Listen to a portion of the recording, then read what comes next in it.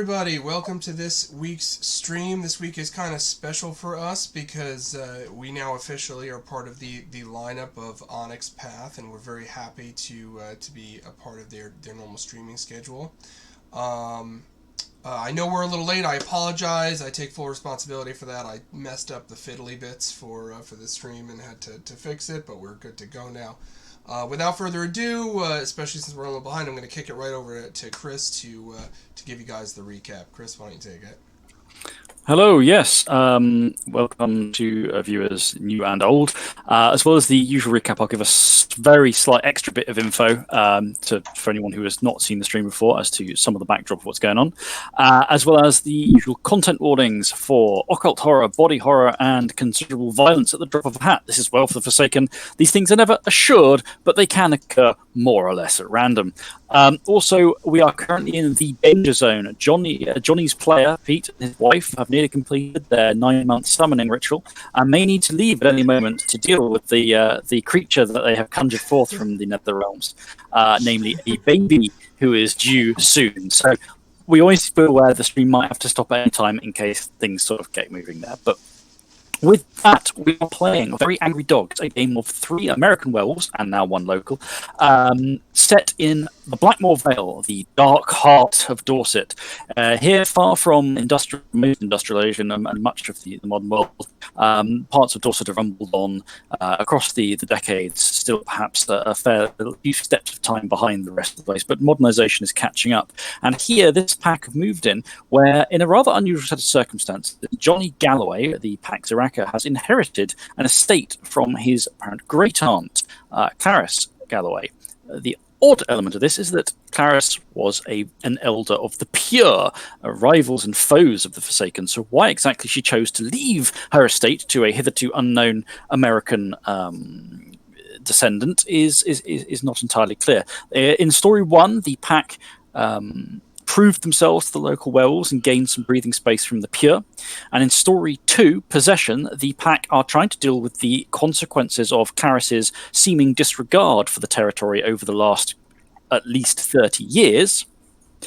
And yeah, they've run into some problems. They're facing the lone wolf, Corley Hawkhurst, a ghost wolf tyrant who has ensconced himself as effective occult ruler of the town on their territory. They're facing Bashilu shenanigans as the rat hosts chittering away and gnawing at the underpinnings of reality, strange spiritual goings on, and problems like a bunch of werewolves going to a club.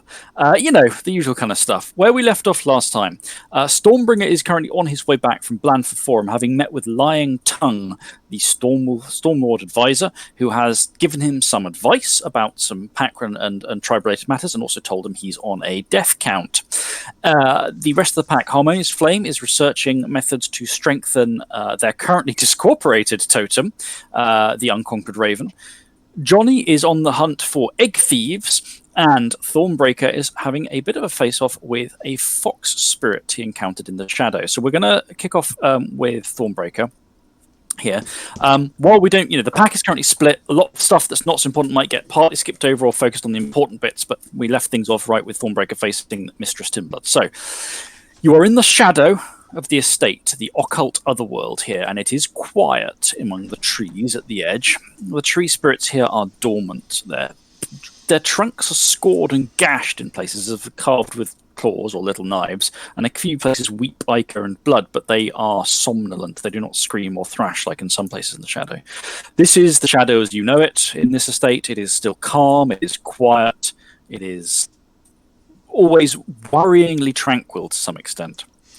You can see Bitter Red Sands, the wolf servitor of the destroyer of your tribal totem, padding warily at the edge of the scene, having come to your call. Sand drifting from its mouth and eyes and gashes in its flank. The thing before you, however, is perhaps more arresting in appearance. Mistress Timblood is a fox standing on her hind legs. She appears to be wearing what I can only call pseudo-Victorian garb, like the black lace dress and veil of a mourning widow, and dappled and spattered around its skirts with threads and tangles of viscera. The red-furred creature is looking at you with bright eyes, standing on a slight hummock in among where the tangled, intertwined roots have been attempting to strangle one another in very slow combat, and is eyeing you quite intensely. This is one of the first times you've seen a spirit that was not, apart from the glass cleaner, your own totem, and the poor cinders, on this turf at all. She doesn't seem worried. She seems intrigued, and she looks at you with what might be imperiousness if she didn't come up to no higher than your ribcage.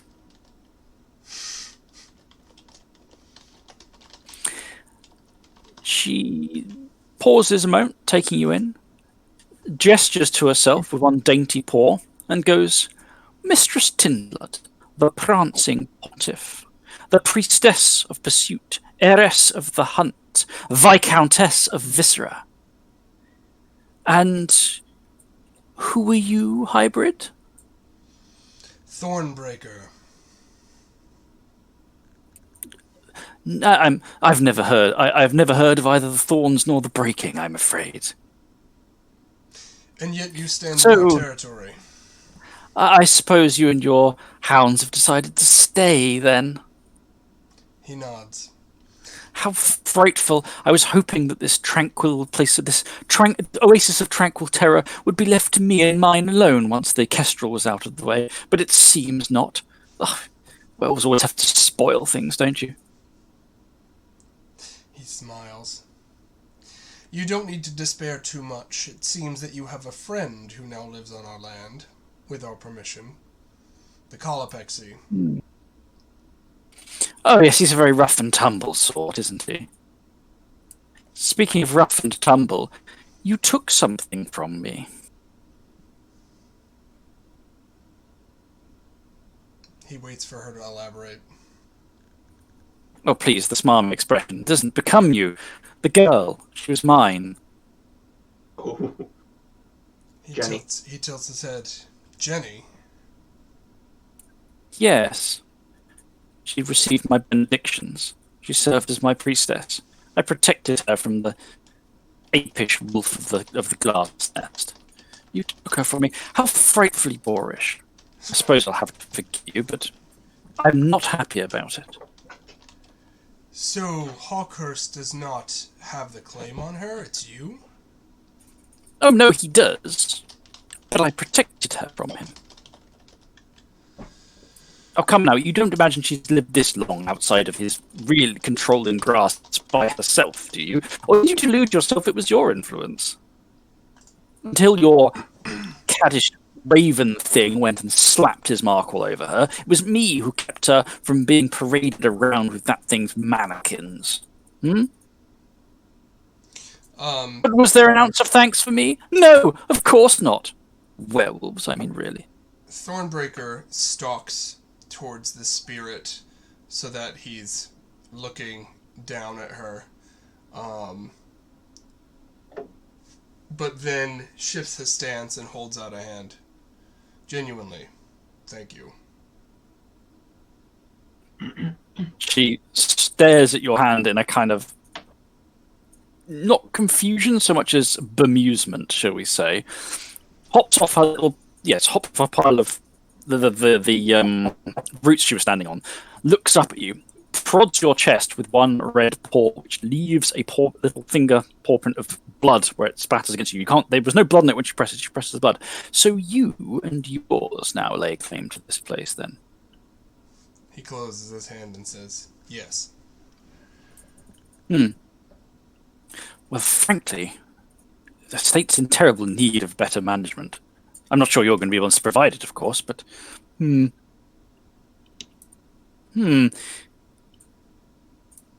I wonder, are you capable of cleaning up messes or just creating more?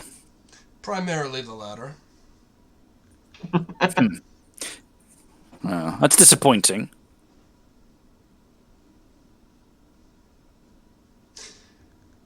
You seem to think that you would be equipped to help better manage the territory. Oh, I claim no such thing. But since I am the heiress of the hunt, you are therefore below me in the hierarchy of the hunt, just to be clear. Um, So you can make yourselves useful if you're going to even attempt to clear things up. I have some jobs for you to do. I don't see why we couldn't come to an agreement of sorts. An agreement? Ah, what should you take before a charity case?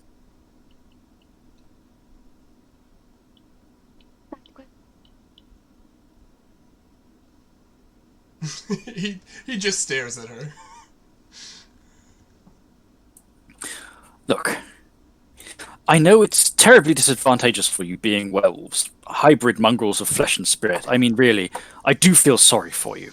But it's not my fault you are blasphemies against existence. However, there is a worse blasphemy against existence capering around. Oh? She spins with a rustle of black lace, strides away a few steps, thrusts one red finger up in the air and goes, I need you to kill Gristle. Gristle? Yes, Gristle. She spins on the spot, scrutinizes you with vulpine eyes. You know, small, red, abomination against existence? Oh, don't tell me, but you don't even know enough about the one hunting you to know the tools the claws he wields. Hmm? He just continues to stare at her. Hawkhurst has any number of misbegotten cretins gathered around him, and Gristle is one of them. And I need you to kill Gristle. He looks. She waves his hands about her hands sort of about, not very high. He's about yay high, more or less like a fox. Looks an awful lot like a fox. But he's not one. He's the other half that get blended in with the more pure side of yourselves. The fleshy, meaty bit. The ones who don caps and go around chasing us. Human. All right. I want Gristle's viscera. And I want it done yesterday.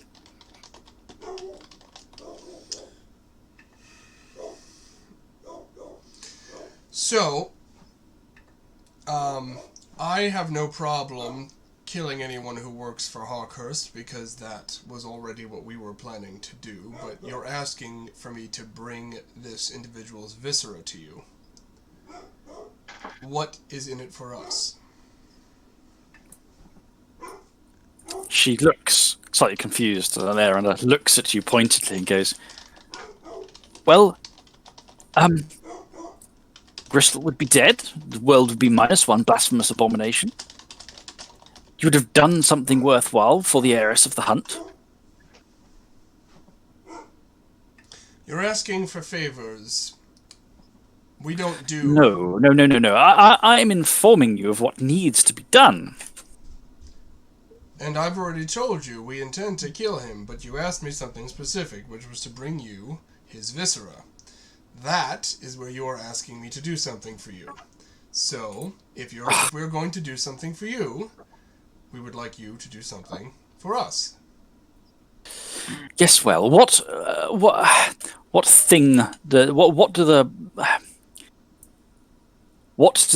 do you dogs want? You made a pointed comment about us not doing the best job cleaning up the territory, he says, looking around the shadow. I think it's only fair to pay each request in kind. You've asked me to do something we already intended to do, so I will ask you to do something you likely already intended to do. Help us clean up this side of our territory. She looks positively offended, in as much as a fox face can twist into that expression.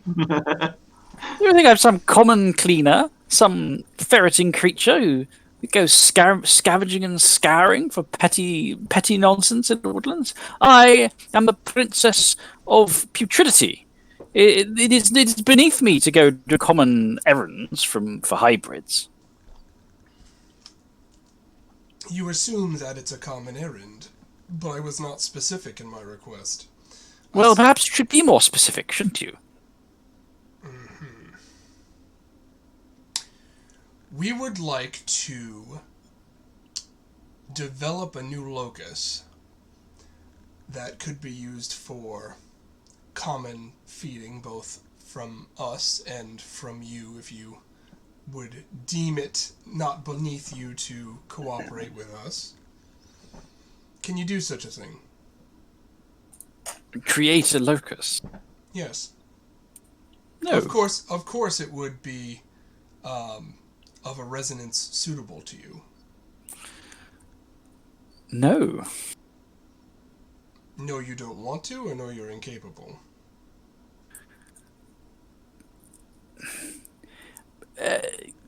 Little elements of both, but you are asking me to do something that it is not in my capability to do for you. I'm not asking you to... My word, the education of hybrids is very poor these days. I'm asking you to help create influence, and you can leave it to us to actually create the locus itself. We just need the area to be charged with a certain resonance. And what is that resonance you seek? What air and atmosphere do you seek to bring?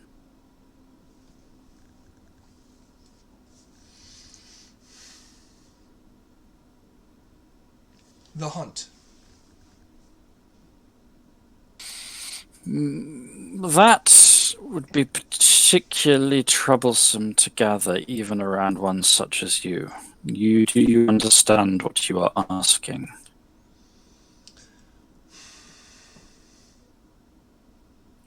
Perhaps you could gather something, I don't know, some death or some verdure or something lesser and easier a little. The hunt is a serious matter. How many loci of the hunt have you ever come across? You raise a good point. How about... blood? You're going to need a lot of blood. But that maybe I can help with a little. Oh, God. We're gonna be serial killers, boys. Let it not be said that the Viscountess of Viscera cannot find a little gore from time to time. Blood happens to be our speciality. You'll need a veritable cascade of cruor, a waterfall of woe. Ah, intriguing. Interesting. I will agree to lend my help in your attempt to create a locus of blood. Yes. Splendid. What have you done? She claps her little paws together in delight. And remember, Gristle's viscera. He nods gladly. I'll take such delight in knowing that little vermin is dead. What? Anyway, yeah, I think your friend there needs words with you, or you need words with him, and I don't want to put him off any longer. He's looking very much like a sad, beaten dog. Bitter red sands at the corner, like showing his fangs at this. Oh, there, dear. You're not my type. Now, I will see you again, maybe. With hopefully a plastic bag of viscera with you. Try and please bring it. A Tesco bag is preferable. Thornbreaker nods. I have no idea what that is, but viscera it is. She dives away, shifting from this strange wolf woman form into purely wolf-like shape, and Dash disappears in a far too small crack among the roots of the trees and is gone. Bitter red sands paces forward, scowling in the fox spirit's wake. You wanted to see me, brother.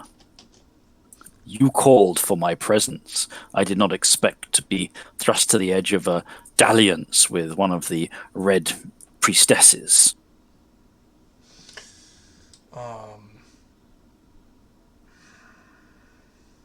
Yes. Well, you have a think about what you want to talk with Sans about. If there's nothing coming straight to, if you haven't got a straight idea, we'll shift to someone else briefly. Yeah, why don't you shift briefly? I have to look back into my Okay. notes from last week. Johnny, you are going out egg thief hunting. What's your sort of game plan here? So I generally know where this is. So game plan is I'm assuming he takes some sort of a vehicle, like might be a parking spot nearby. So he's going to kind of start from there and then proceed into Okay. into the like, what is it, like almost like a national park type deal? No, it's just countryside. There's woodlands scattered all over the place here. Among it's all farmland cut up into by chunks of woodland, essentially. All right, yeah, and estates and houses. Okay. So he's looking for like a nearby road to almost start with, like that might be close to where, and then seeing if there's any parked vehicles, and then going from there. Okay, please give me a wits plus survival roll, adding your form bonus if you're going. I'm going to do this wolf form. Yeah, I'm going to. Okay, give me that roll. I just add that +4 from perception, right? That's basically it. Mm-hmm. You don't have any further bonus from other stuff, though. This isn't really a proper tracking check, but it's something akin to one. Yep, 4, 8, 8d10.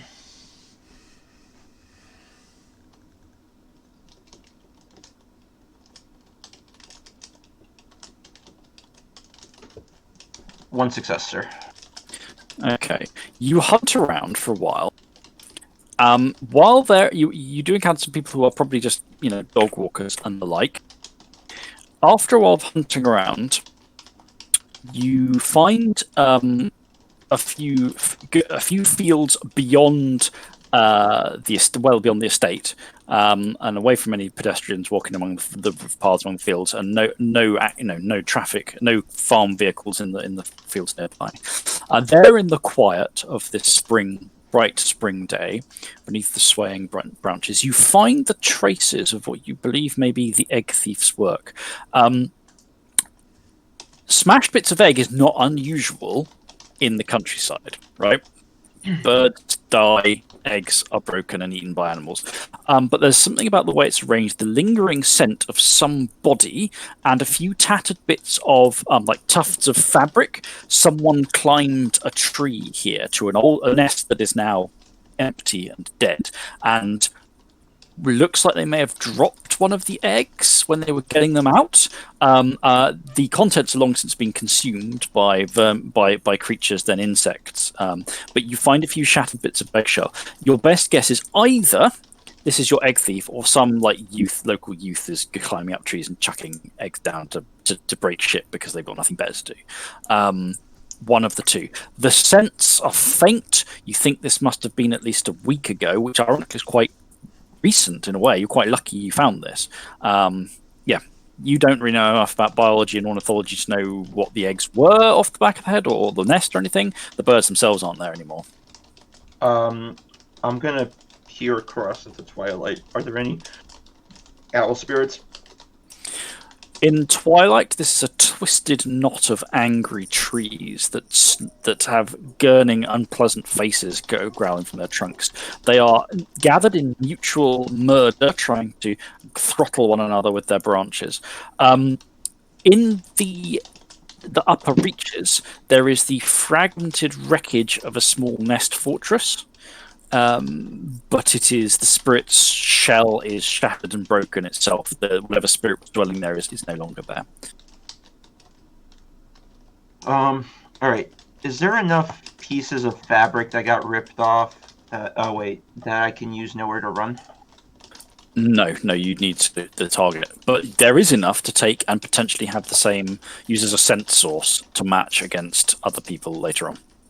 All right. I'm gonna take a big strong whiff of the fabric here. Yeah, unfortunately there's nothing to track at the moment because this was so long ago, but yeah, in theory, if you come across the same scent, if it's fresher, you should be able to follow it more effectively. Just really quick, are there any footprints or anything like that? It's gone. There's the track by it is walked by dog walkers and the like. The rain, you've had a lot of heavy rain over the last week, which is more or less, naming no names, has more or less annihilated any muddy tracks that may have been left behind. Johnny mutters to himself, "Damn it, Stormbringer." Well, he's also covered all of your tracks very effectively. Okay. So that is your egg venture for this part of the day. Harmonious Flame. You are researching into ways to make the totem stronger. Can I please have an intelligence plus occult roll?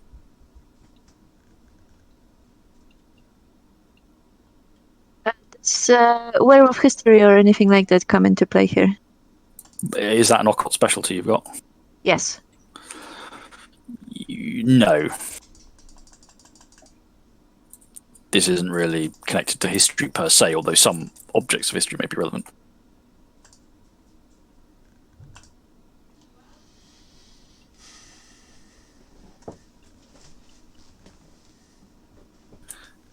Okay. No successes. You spend the morning researching ways to make the totem stronger.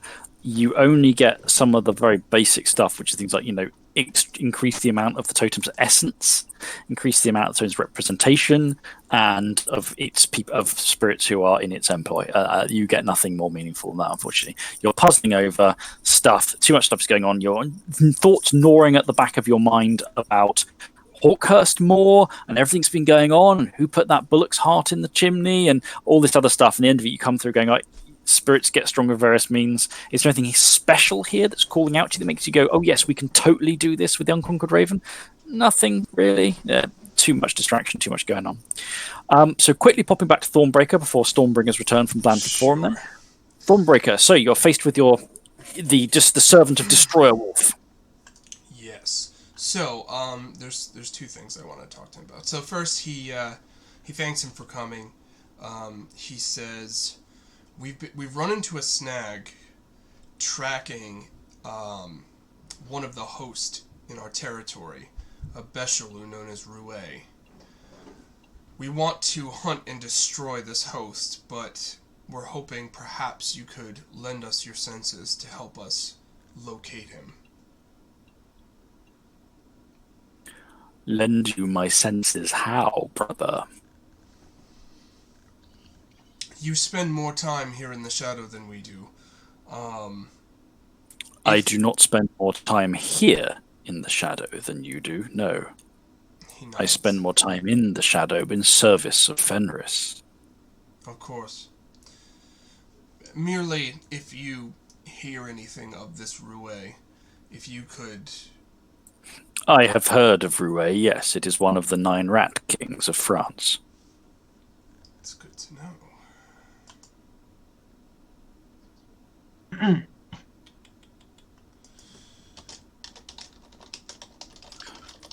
But don't be fooled by the name. The rat kings were a council of Beshilu's scholars and seers and priests who sought to bind themselves together to achieve a greater level of divinity and power. Their commune ultimately failed. Interesting. They split once again, their shards coming apart, and they fractured. Rue is the wheel. Rue is the wheel.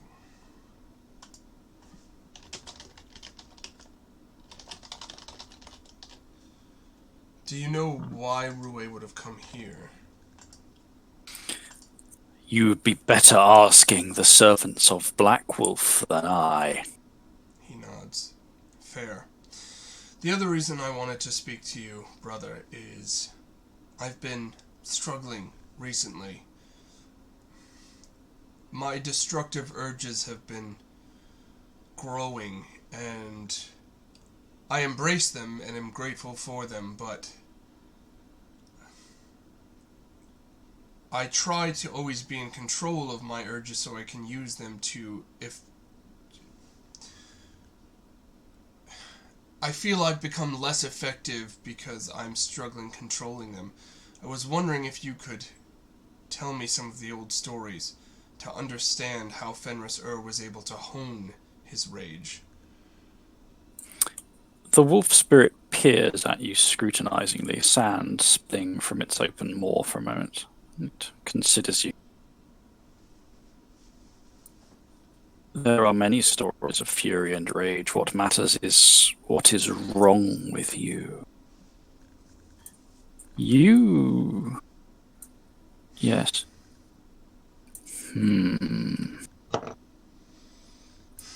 You are struggling with your anger. It is not. You are not able to anneal it into your substance. You are not able to simply live with it and allow it to direct you as it should be. That is not to say that rage is or must always be unfettered and allowed to destroy. Destruction is important, but there is a balance. Things I am told, that is not my matter to worry about. You wish to know a story of anger?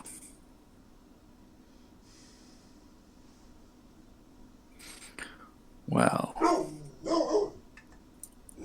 angry dogs. Angry dog barking.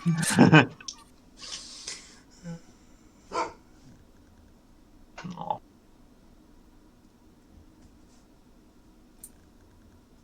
This story is perhaps true. Your people might tell it as such. I do not know such truths. Truths and lies, deception or falsehood, the difference between perceived and actual reality. These are matters for werewolves to lie and deceive themselves about. For one such as I, they are not our concern. That is what this story is about. There was a wolf who wore the skin of man, or a man who wore the skin of wolf, who dwelt in the mountains, far from here, but not too far from here. He could not contend with the fury that burned inside of him, because he was afraid of it, and he did not want to believe that he could fear anything. It mattered to him that he was fearless. It mattered to him that he was invincible. It mattered to him that above all else he was flawless. So how could any part of him be what he perceived as a flaw? He was proud. He was a terror. The people, not yours, the flesh, those who were purely of flesh, feared him and revered him and were awed by him. But his rage slipped its shackles too often, and he feared what he might do, for though his strength let him master the humans, he came to covet some of what they had, some of them, some of what it was to be among them. Fearing himself, he sought to excise his rage. He conjured it forth from himself, and he fought with it for 5 days and 5 nights, and in the end he choked it down to nothing. And then he said over the embers of his own fury, "I am afraid of nothing." But he was afraid of again, because within himself he now felt nothing. And so he feared himself once more. Take what you will from that story, brother.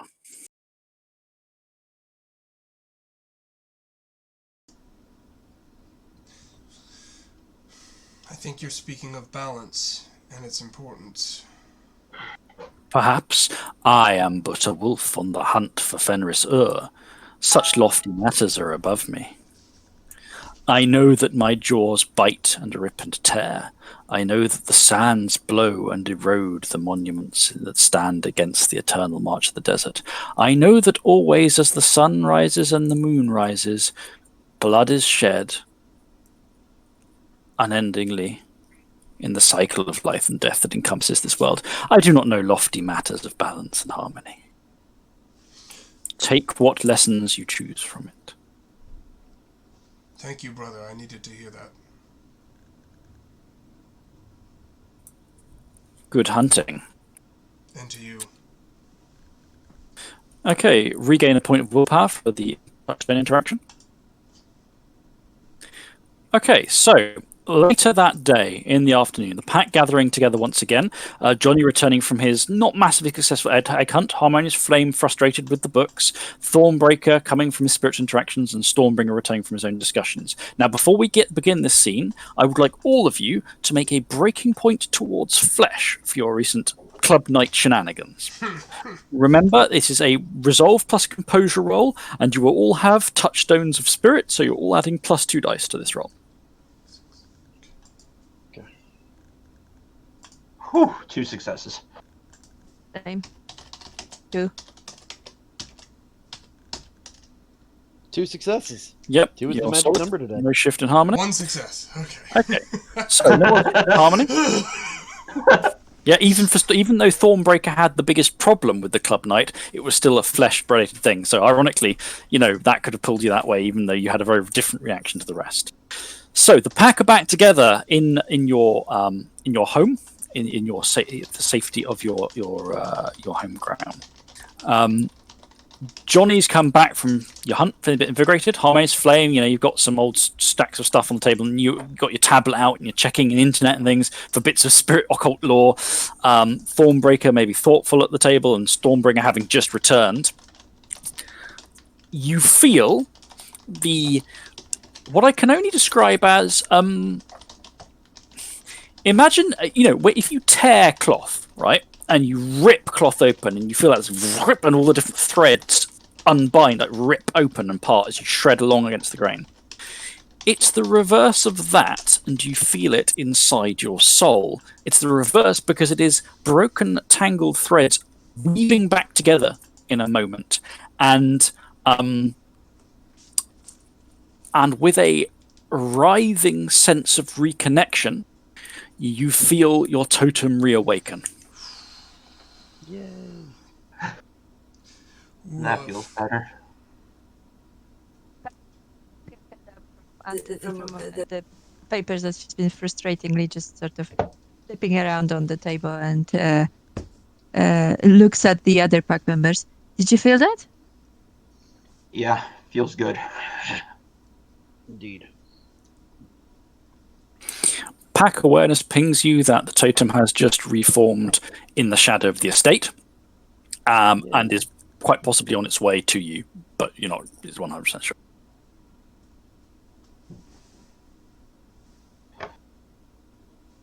Hey, Chris, just real quick housekeeping question. If it's not a gift of your auspice, yada yada, one of your favorite one, I forget the term officially is. What's the cost to get it? 5 XP to unlock if it is not an affinity gift. 3 if it is an affinity gift. Yep. Okay. Yep. Okay. So, gathered probably in the kitchen again at the usual meeting spot. A few minutes later, the totem arrives through twilight to land on perch on the back of one of the chairs in twilight, ruffling at its feathers, picking them back into place. So I'm going to take a long look at it.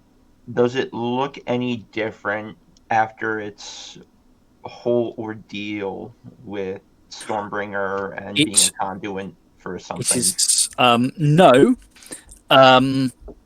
Not outwardly, at least there's nothing evidently changed about it. Okay.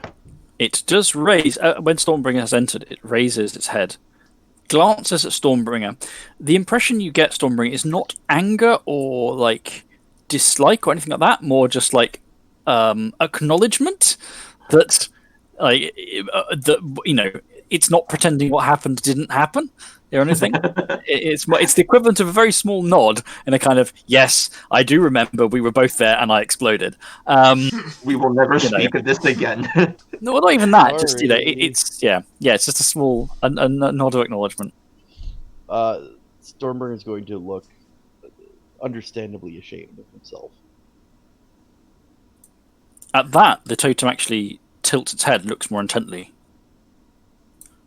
Do you still bear the banner of the Raven? Do you still carry my standard in your heart? I do. What happened was not for lack of boldness. What happened was not for lack of loyalty.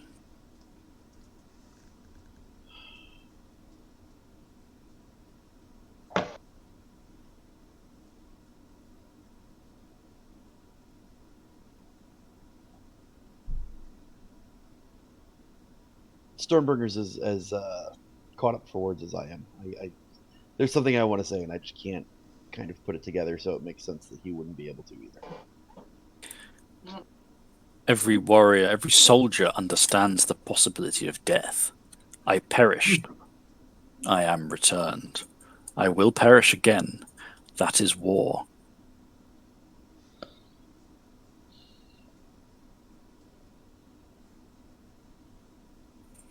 I am not angry with you.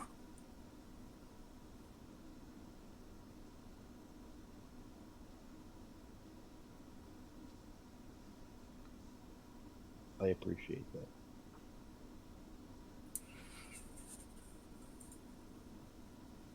I have been gone some short time, drinking myself back together. I am remembering.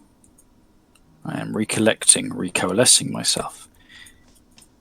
The space we reached to was where the old wolf had placed her totem, her bound lord. But it was a space to something greater still. It tried to snatch me, I think, or to touch me, to close the ground between us, ground that was not there, space that was not real. Not the kestrel, the something else. What do you remember of it? Enormity, impression, a weight bearing down. It was brief before the bridge that bore us shattered. The kestrel seized us first and leapt back. I bore its weight upon my essence. My essence could not bear it.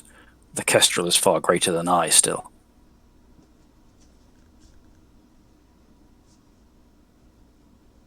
Something we should work to rectify. Yes. How goes your war? But we're making progress. Not better than what I was going to say. Thornbreaker raises his cup of coffee and says, "As yet unconquered." What is the next step? What is your plan for victory? Right now he's out playing us on this particular battlefield. Our quarry, our opponent, has the town itself on lockdown against us. He has a great advantage in that he has trapped the spirit of Glisham in a fetish that allows him to exercise great control over the town.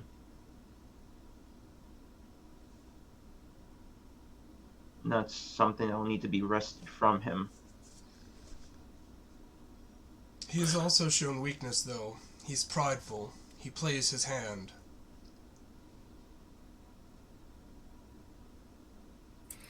Then use his weaknesses against him plan to use his weaknesses against him in your own prosecution of this war.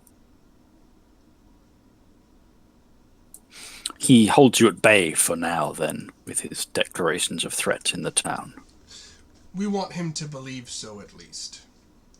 We're using the opportunity to gather more knowledge. Good. You cannot cede the ground to him for too long.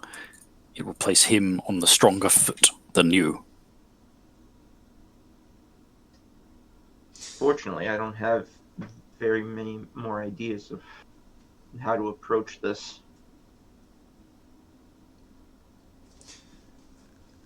Well, actually, I've been thinking about something. He's an architect, and in here, when you build buildings, you have to do archaeological surveys to make sure you're not building on some sort of ancient treasure or whatever. Maybe that's his connection to Guilty Earth. Maybe he dig it out on one of those surveys. They should be a matter of public record, so we should be able to see at least where, narrowed down to some places. I'm gonna use our 5th pack member. I'm gonna call Mary. Okay. you get the sort of, hey, this is Mary at Suncom Digital Marketing. How can I help? Oh, I see. Oh, it's Johnny. Hi, Johnny. Hey, I'm super excited to talk to you. Thanks. Good. Can I interest you in any of our services, or is this going to be a frustratingly non-profitable call again? Frustratingly non-profitable call again. One second, all right? And you hear just put your pan phone. Yeah, sorry, it's my cousin. I'll go and take this call. And she the sound of her moving away from her desk in the office. And all right, I'm outside. No one here having a cigarette break, so let's hear it. Collie Hawkhurst, we want to. Yes, a colossal asshole. Yes. It's a matter of public record, right? Whenever he wants to build something, he needs to have.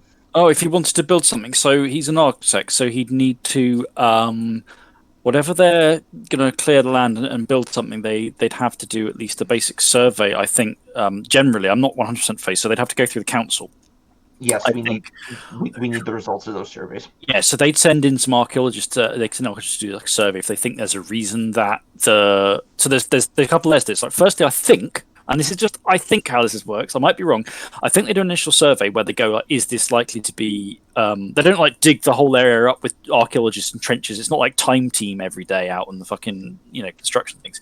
They say, right, do we think there's a reason that there's going to be a need for proper archaeological stuff here? Is it likely there's going to be anything here? But also, if people dig stuff up while they are doing the construction that wasn't predicted, like if you go and get permission to build a tower block, right, and you start digging and you find a Roman mosaic, I think there's legal stuff around you having to inform people about that. Like if you just go through and like bulldoze and go, fuck it, we don't care, then you could end up in like serious legal trouble. So if he's a legit architect, and I don't think there's any reason to think he's not as much of a bastard as he may be, then presumably a lot of this stuff should be in some sort of record. Now, I don't know if it's, when I say public record, I mean, I don't know if it's the kind of thing where it's just like, oh, go online, check a database of where it is, but I imagine you can probably just ask the council for that information. So, bit of a snag. I'm kind of not allowed into town. Why not? No. I was trying to think of some horrible thing you might have done in town that's gotten you banned, and frankly, the list is possibilities is endless. Suffice it to say, it involves the right bastard Hawkhurst. Right. Okay. But I can't exactly go to the council and look this shit up right now. So you want me to do it? Yes. Okay. It's not like I have a job to do or anything. Right. Okay. No. Let's. Okay. Sorry. Let me just take this a bit more seriously. What do you actually? Because he's presumably done a lot of buildings over the years, right? He's designed them, and in some cases he may have designed them and not done the building. In other cases, he's going to have been involved in the actual, the overseeing because his company, I think, will oversee part. So, what are we actually looking for here? So can we hear this conversation Johnny's having with me? Yeah, I have her on speaker. Yeah, but yeah. Then it must be. So Thornbreaker pauses for a moment and then says, "Look for anything about a mass grave." Mass grave. Okay. Then one. Oh, okay. That puts in a slight. Sorry, I thought that's a slightly different. Sorry, when you say mass grave, I was thinking more recent. Okay, no, right. Okay, so we're looking at anything like lots of dead bodies that were dug up, basically old dead bodies. Yeah. Yeah. Okay. I mean, it might take me a bit to do. I do have a job to do, and I'm not saying that as taking the piss. I mean, I do have to do my job, but I can look into that this afternoon. And I don't know. I don't know how quick it'll be. I don't know if this is a kind of sit down with a laptop for hours, kind of scrutinizing records job, or if it's just to give them a quick call and then they'll say, "Oh yeah, you're talking about the mass grave of Anglo-Saxons we found last week," kind of thing. So I can't promise anything on timeline, but I'll see what I can do. That works. Pete, is this conversation on speakerphone or no? Yes. Yes. Yeah. Hey Mary, couldn't we just call the town hall and have them look it up for us? the answer is maybe. I don't know exactly how it works, so I'll call them and I'll find out. But I can't promise. That might take that, but then that I don't know how long they might take to do it either. I look at the rest of the pack in the room. Is there any reason why we can't call? I mean, we can, but I don't know if the stop interfering with the town was a very wide sort of threat. So I think the more we can get people who aren't us to do it, the better. I point to Thornbreaker. So we can hire somebody to look into this for us, We might be able so to. that Mary but doesn't lose her job. I don't think Mary will lose her job. She's good at this. You're good at this, Mary. Yeah, well, I'm not saying that I disagree with Stormbringer on the. It would be great if you guys did it instead. But if you think there's a genuine reason why that's a problem, and I understand there are reasons for you guys that can be serious problems that seem nonsensical to the outside but are serious, then I can look at it.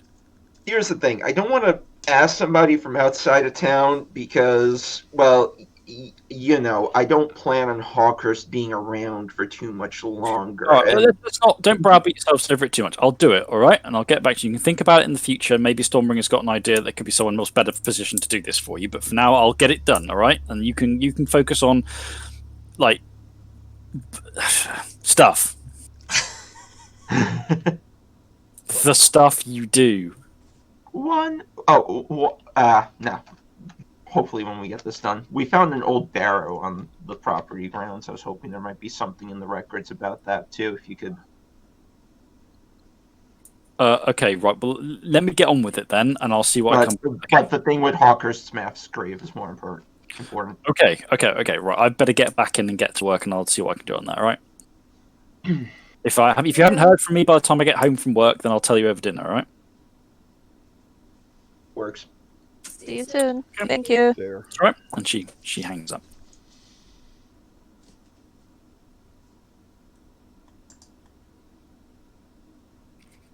Knowledge is power, says the Raven. That being said, I mean, does Harmonious Flame have her laptop or tablet? Yeah. On her person? Yes. She's been doing research, so it's there. Maybe there's like a quick online article about something recent here. It might tell us that there was some excavation, but not necessarily what was found. Thornbreaker goes, ugh, nerd stuff. I'll be outside. Go do girly things. Thornbreaker. Stormbringer's gonna look at Thornbreaker, look at the other two, slam his cup of coffee, put it to not actually physically say, he's gonna down his coffee. Speaking of coffee, I have to go get mine. He's gonna put his coffee down and be like, "Yeah, fucking nerds," and walk out. This is your totem. Knowledge is power. I just gesture to the totem. Knowledge is power. I stop and look at the both of them. Every time I try to get knowledge, I fucking let something out, and he walks away. Okay. Screwed up 2 times. Oh Right. well. Was the query about? Were you talking about the barrow there? The second thing, but I told her that's like lower on the list of priorities. It's still something he wants to know more about. No, I mean, in terms of what you're saying now with the tablet, was that to do with the barrow? No. The tablet was more in terms of have there been any recent local newspaper online articles published about like anything that Hawkhurst might be trying to build? I'm not necessarily saying that it's going to have evidence that the mass grave was located, but it might help us in trying to just narrow down locations that where he recently built or something.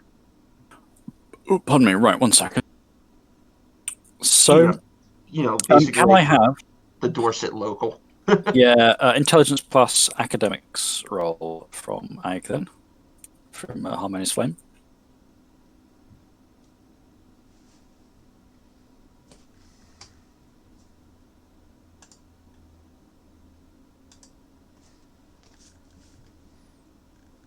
Only one success.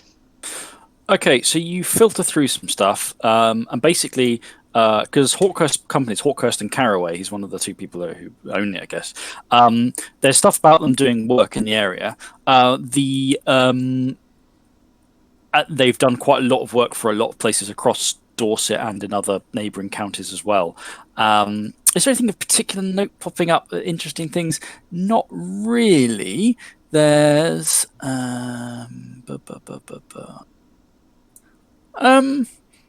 you get some. The most interesting of late is the new. I think it's the Carraway Tower, which is a big building. It's the first. Well, okay, by Gleesham's fairly meager standards, it will be the first real big office, high-rise office building in the new town centre.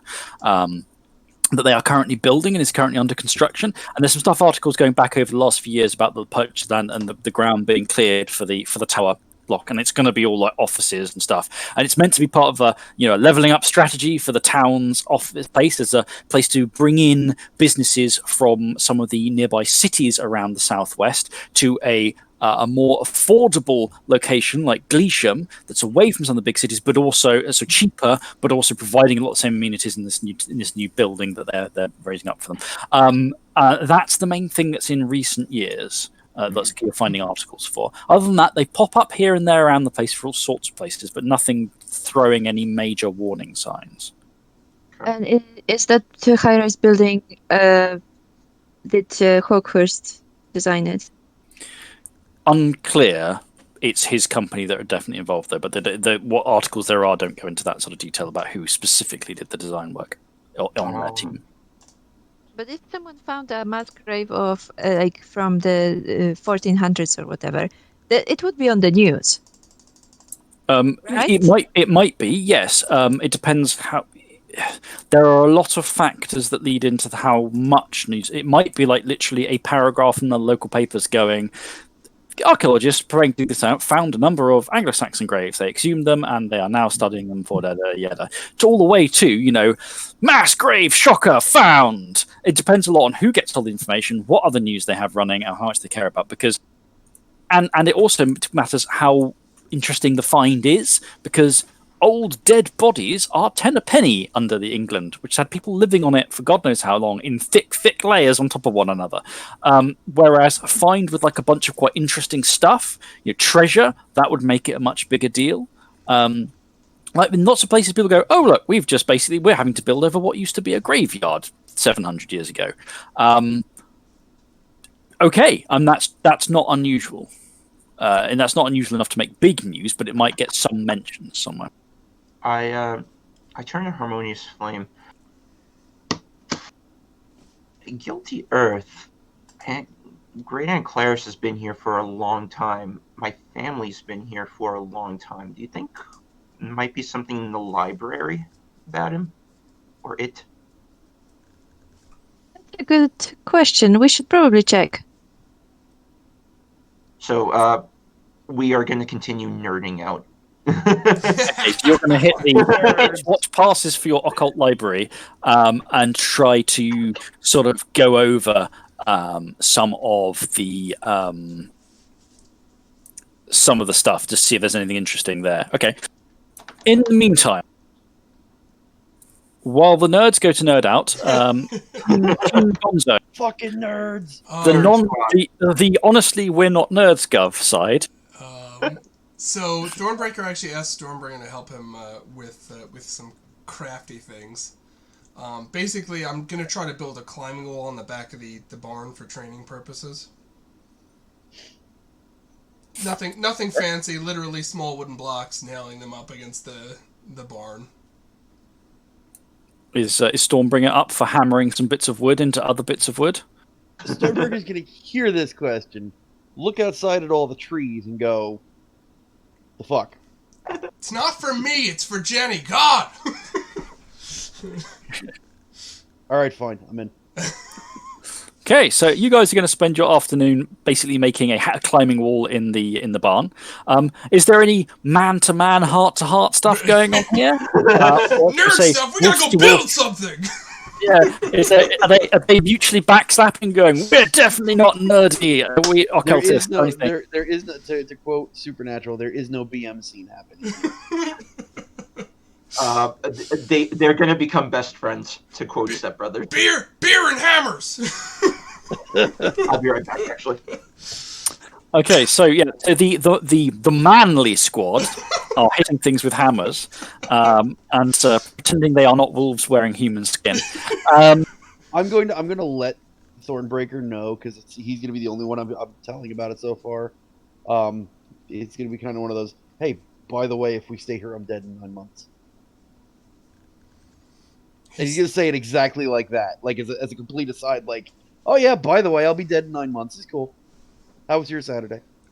So he turns and he goes, who's the father? Wow. Fuck you. No, like, actually dead. But thanks for your concern. I'm gonna need a little more information than that. Some of the record keepers of the Stormlords have discovered that here in good old Dorset, we don't live past the winter solstice. In fact, we die on the winter solstice. That's why I'm the only Stormlord in the valley. Do they know Yeah. why? If they knew why, do you think we'd be standing here talking about it? I'd be out there doing something about it. What I mean is, Because quite frankly, I don't want to die. do they know how? Nope. They don't know anything. All they know is that they just die. Die? Disappear? In fact, Do I don't they even know- know do that. they I don't the even know that she difference? mentioned. No, I don't think she does. She mentioned it. She didn't mention recovering bodies or anything. Interesting. That's sort of a big thing to leave out. Well, yeah. Stormberger's gonna grab a beer and crack it open. Yes, I know it's before noon. I'm breaking. I guess that's something we should ask the Fairfax dogs about. I doubt they would know. I mean, I doubt they would care. that would surprise me. None of them are Stormlords. The hell would they care? I mean, we're all We only just my tribe only just recently discovered this pattern. Sure. For whatever reason, I mean, the tribe just ignores the area. But the few who come here die at the solstice. If anyone knows secrets, my money isn't on the Imnir. My money's with the followers of Black Wolf personally. But, Definitely. I'm sorry, right, yes. But I think it's worth asking them about. As far as why they would care, I mean, we're sort of, to some degree or another, all in this together. The Spear Wardens, you're not a blood talon, but they still wanted to assist you in meeting whoever you were going to meet. So neighbors and all that. I don't think that it's central to their concern, their list of concerns. But I think if they can help you out, they probably would.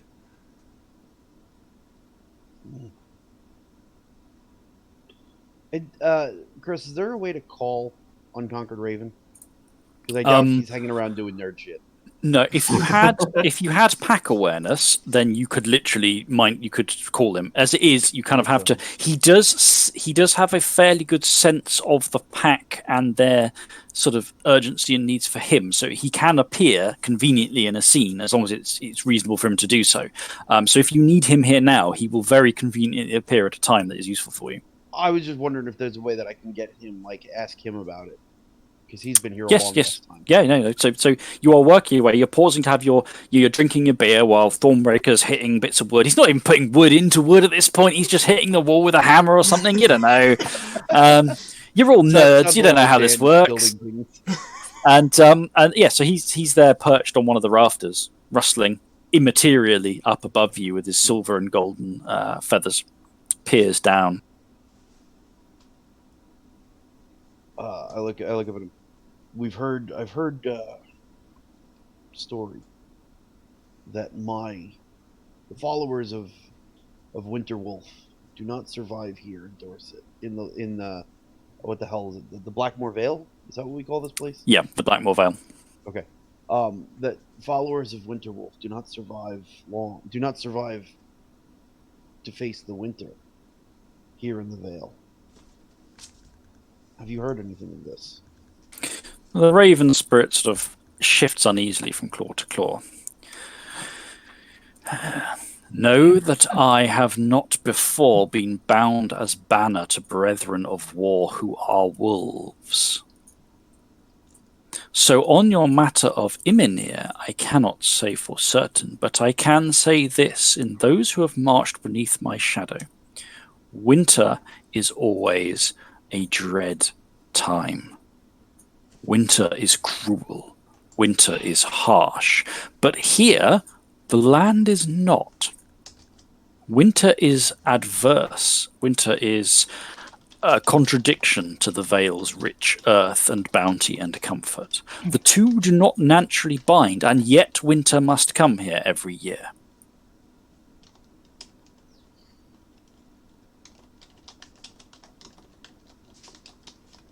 So winter is not as cruel and harsh as it should be here. I cannot say, not because I do not wish to or because I am bound not to, rather because there is an unresolved contradiction. Winter is cruel and harsh, but this land is not. So how do the two meet? Nevertheless, the warriors who have walked beneath my banner have always known winter to be cruel and harsh. Sometimes it is a cloak to be worn for war and bloodshed, but too often it is a foe as keen as any blade the enemy wield. The question I wonder then is this: who is the enemy? Is it winter, or do they merely wear winter as their cloak?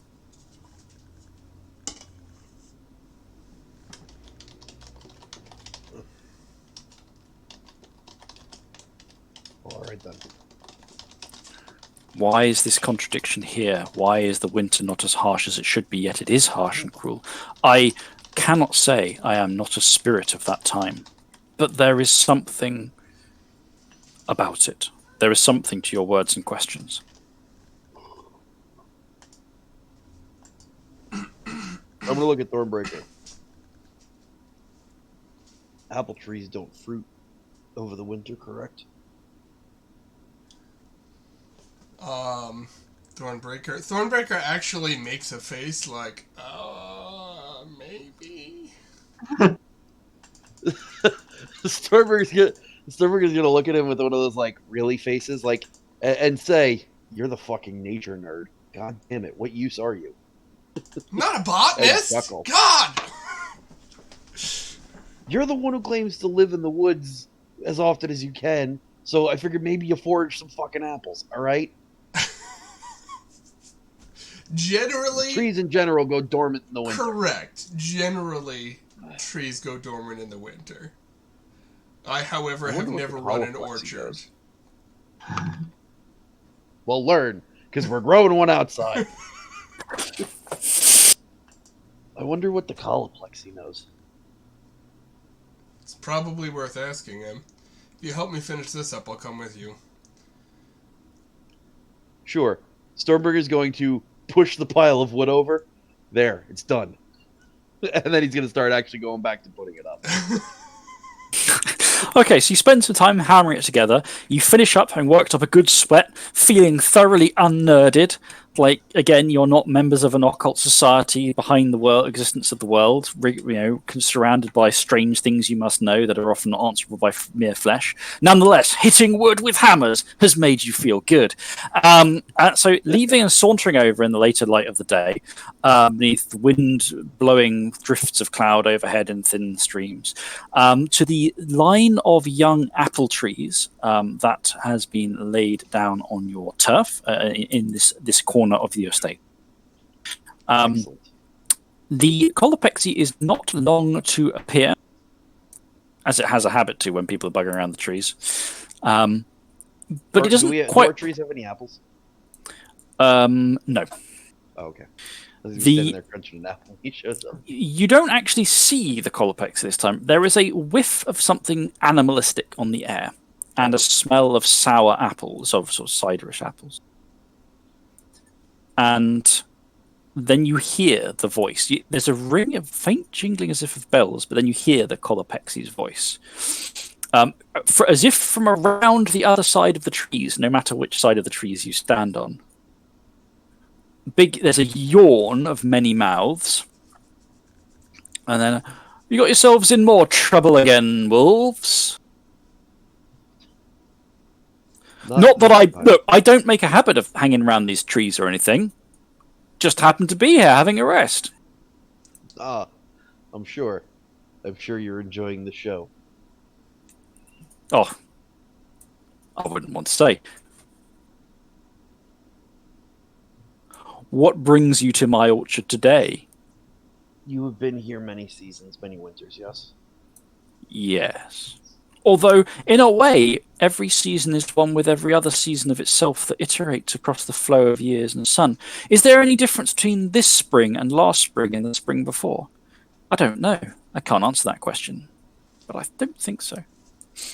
Sorry. Yes, carry on. Poetic. Yeah, right? Wasn't expecting poetry from the fucking Coloplex. Just said nothing poetic about it. But I would note that a good drink of cider loosens tongues and eases throats among the people who need to speak such things. Why do you think it has become the heart's blood of the people here? Why do you think they gird their celebrations with the fruits of the tree? I'm not just a beast of earth and meat and pain, although I like breaking people's skulls too. Stormer smiles, and that's why I like you. Anyway, I've learned recently that there is propensity amongst my people to expire come winter, which is why none of them live here in the Vale. I have learned that the winter here is disproportionate to what the land experiences. And I'm wondering what you know of that. The Colopexy appears now, its massive bulk stepping out from behind one of the frail saplings. And there is a lack of the usual jollity to the giant horseman's frame. It is looking at you, not angrily, but really quite intensely and tensely. I wasn't jesting, about the seasons being one. This spring is all springs.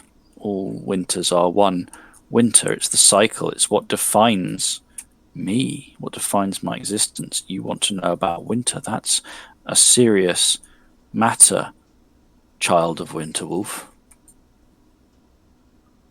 Well, seeing as how there's a likelihood that I do not survive to see the winter, it is indeed deathly serious.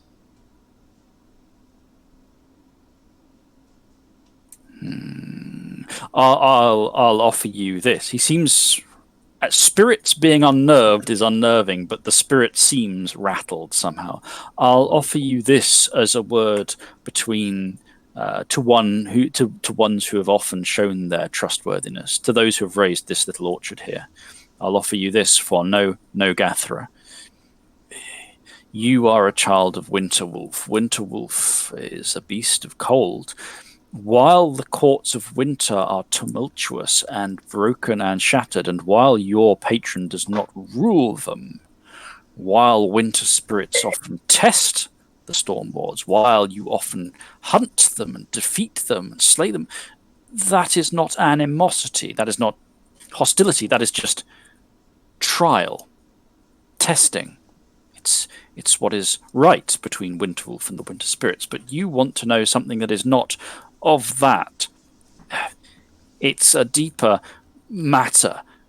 I tell you this, what you fear are not the spirits of winter, but if you want more, it must cost us both.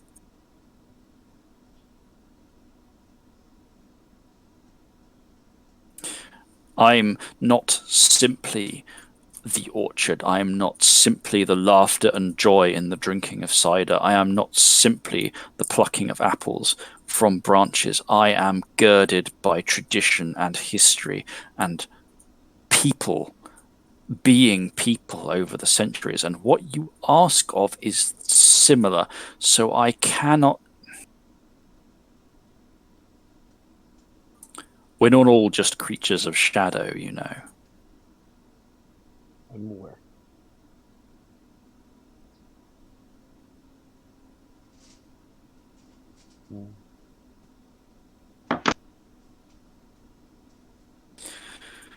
But I can give you the answers you seek. It'll just, as I said, cost us both. And what is the cost?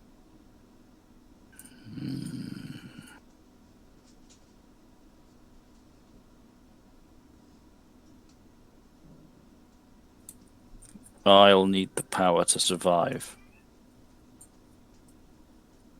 Or telling you will doom me. You...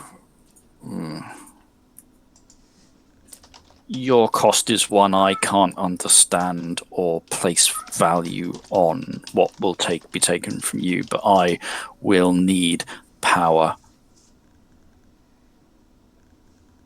Now, Chris, when he says power, is that referring to essence?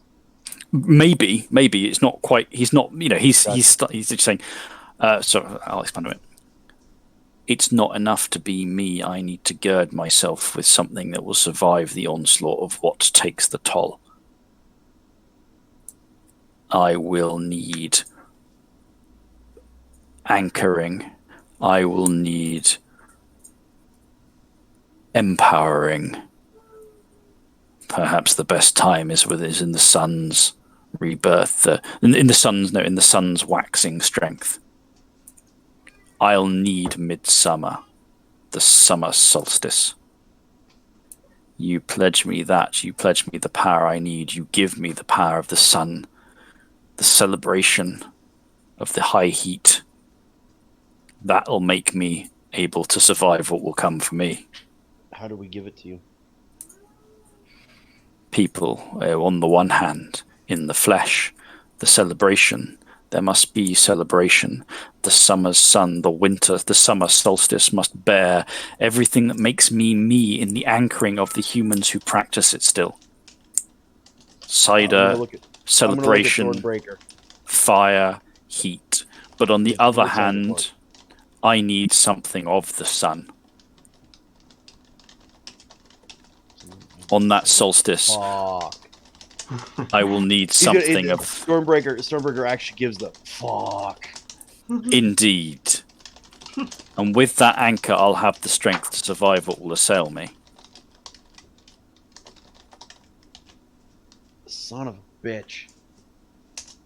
Motherfucker.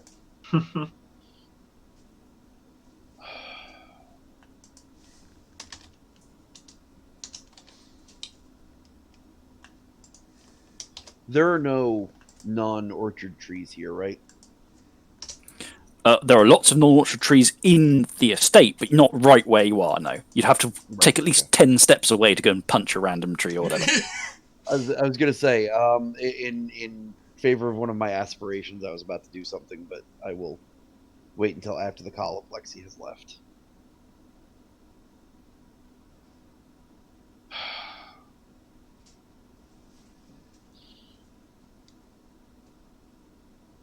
the cost of this information is great. Yes. How sure are you that it is worth it? I don't know exactly how you judge value, Wolf. You have asked for information, and I will give it to you if the cost is paid. The information I give to you will be as full as I can make it. And it will cost you in a way that I don't understand to receive this information. But I know there is a cost for you as well as the cost that I must gird myself with. But that knowledge, that information, how worth it is, well, I don't know. You're the one who fears death. Nothing wrong with that, but I don't usually fear such things. All seasons are one, and the cycle of seasons is eternal. And you want me to go to... I can say no more than that for now. I do not fear death. However, that doesn't mean that I'm ready for it to come from me. Then perhaps this information is worth it to you. And if not, knock back enough cider to blitz yourself into oblivion, it says with a return to something approaching jollity. And you won't care one way or another. Drink yourself to death. It's the way to go. Well, if you're pouring, I'll drink. I'm always pouring. Especially when you make it rain. Stormbreaker's going to like kind of do one of those pull open his pockets because I forgot to bring cider with me.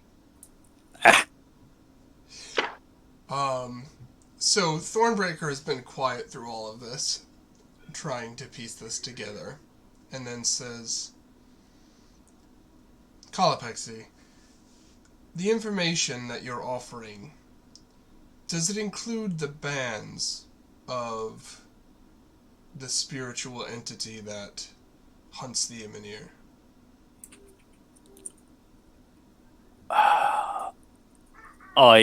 By answering that, I risk instigating what I will need power for. Then I think that is answer enough.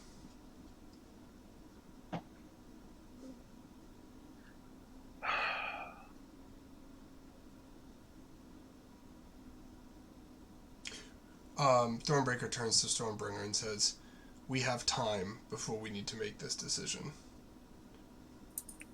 Yes, you do. Think carefully. But regardless, I hope you have a fantastic rest of the day, not pondering your impending mortality. And I will go away and not ponder mine. Are we outside of the range at which Pete can hear me howl? It's on you, Moon. You're fine. It's no longer. Yes, he's no longer vulnerable to exploding in death rage. Also, Okay, it has to be at night during my moon. So if you howl during the day, I'm fine. It's just nights that are the problem.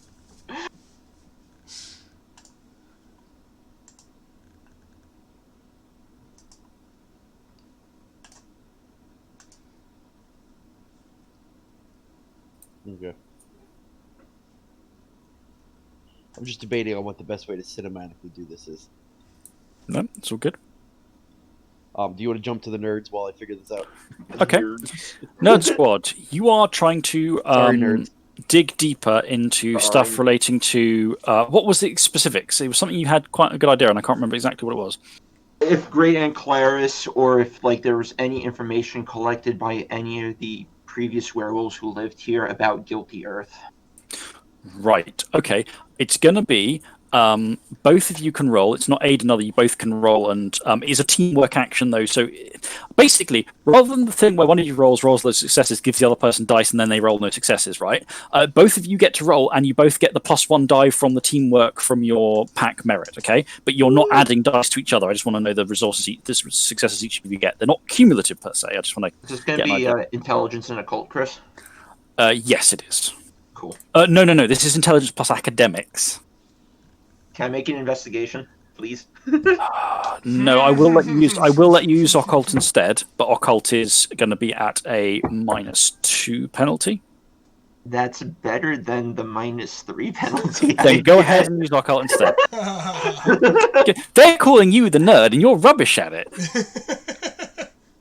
I try. To be fair, at least you're using. Yeah, you're trying. You're thinking. Stormbreaker's lucky he can read. Okay. He's the guy who went to university. Were rough. I'm gonna throw a point of power at this, however. Okay. Whoa! Holy fucking nerd. Okay. Motherfucker. We stand Okay. at you, fucking nerd. Exceptional success. Right, let me tag the beat. So you start digging in, and you are filtering through. And one of the problems you have is just the piece of stuff here, a lot of which makes no fucking sense. Some of which is very obscure. Some of which is just trying to find the key information out of the masses of stuff here. You're finding that more of the books contain useful information than you originally thought. There was a whole section of stuff there which was just like Galloway and what was it? I can't remember the other side of the family thing. Sykes Galloway stuff, history books, which actually hold a load of interesting land records in the area, going back to like you got stuff like in the 1800s, this, that, and some of that involved the earliest archaeologists doing bullshit, stupid shit, like going, "We found a barrow, so we dug it up and we took all this lovely treasure. Isn't it great?" Which would make a modern archaeologist fucking scream because they took like no meaningful pictures. Or, well, we found this wonderful one-of-a-kind item in what looked like this kind of. We didn't really to pay any more attention than that. There's also stuff about like information about land. There's some of the stuff that was more that counts as more useful than you thought. You're going through stuff going, right, firstly, we have identified more use of these books than we thought. Secondly, we've found some interesting stuff. You are filtering through looking for anything recent. Doesn't really come up from Claris's notes. There's not like, and now this guy has found this stuff generally, not at least not at first. You have to go back quite a way, and you're filtering through some of the odder stuff, the bits of details that are actually relatively mundane, but maybe suggest something off. And you come to, among the discussions, there's one thing you filter through, you manage to follow a thread of later development, and you follow it back to older records. Old records talk about a place called Blankmarsh Abbey. Now, the southwestern portion of Gleesham is called Blankmarsh, and it's down by, it's a sort of flat area by the riverside, and it used to be very, very marshy, right? Now, obviously, what they did in more recent times was they, so a few hundred years ago, they drained a lot of the marshland there and they turned it into agricultural land, and then later on it became built on with the village in Blankmarsh and then became part of the town of Gleesham. But there was an abbey there. Now, this abbey was very small, a little more than a shrine, really, in some ways, but there was an abbot and some staff. And one of the things that first catches your eye here is something that how do I say this? So there was a bit of folklore attached to it, and some 1800 fucking aristocrat taking note of local myths, basically folklore is, and there is the myth of St. Witter. Now, you've heard the name St. Witter before, being that something that the sorry, got screaming children. Something that the claimed mentioned. One of the claimed was singing about St. Witter, when she was the rock claimed at the Tree of Heads. A bit of research. Well, I'll tell a bit of research when Agra returns after ceasing to castigate small noisy children for their noisiness during the stream. So that's where you recall that from. You dig into this thing. So the abbey appears to have included a shrine to St. Witter. A little bit of further research finds there is a shrine. There is another shrine to St. Witter further west in Dorset, in another village. I can't remember the name offhand. But this one was there was supposed to be a bunch of relics of St. Witter there. What catches your attention in this particular myth is they talk about the casting out of wolves. There's a myth. It seems to be linked into local witchcraft stuff and the opposition or the anti-witchcraft stuff, that like the heart full of like nails. No, that's not mentioned specifically. That there was a pack of wolves menacing the area, and it was cast out of the area by the abbot of Blankmarsh Abbey using the relics of St. Witter. And that is like in the 13 or 1400s, apparently, though it's a myth, so we can't nail down the exact date, right? So that maybe gets you a bit of attention. There's a certain... You start digging into the information about that, and essentially the abbey, again, St. Witter is possibly a local saint of the British Isles. There's a lot of different stories about who St. Witter is or where the fuck the relics came from. The thing that comes out of the back of that whole initial story that hooks your interest is obviously that whole area has been completely built over and redeveloped long since. The abbey was in ruins after the Reformation, when King Henry VIII basically established the Church of England, and they polluted a lot of the abbeys and monasteries. That was really the end of it then. It fell into disuse, was probably built over, but there's some note on things saying basically it became known as Chiselow. You don't have information what that means, but a bit of research shows that means gravel grave in Old English.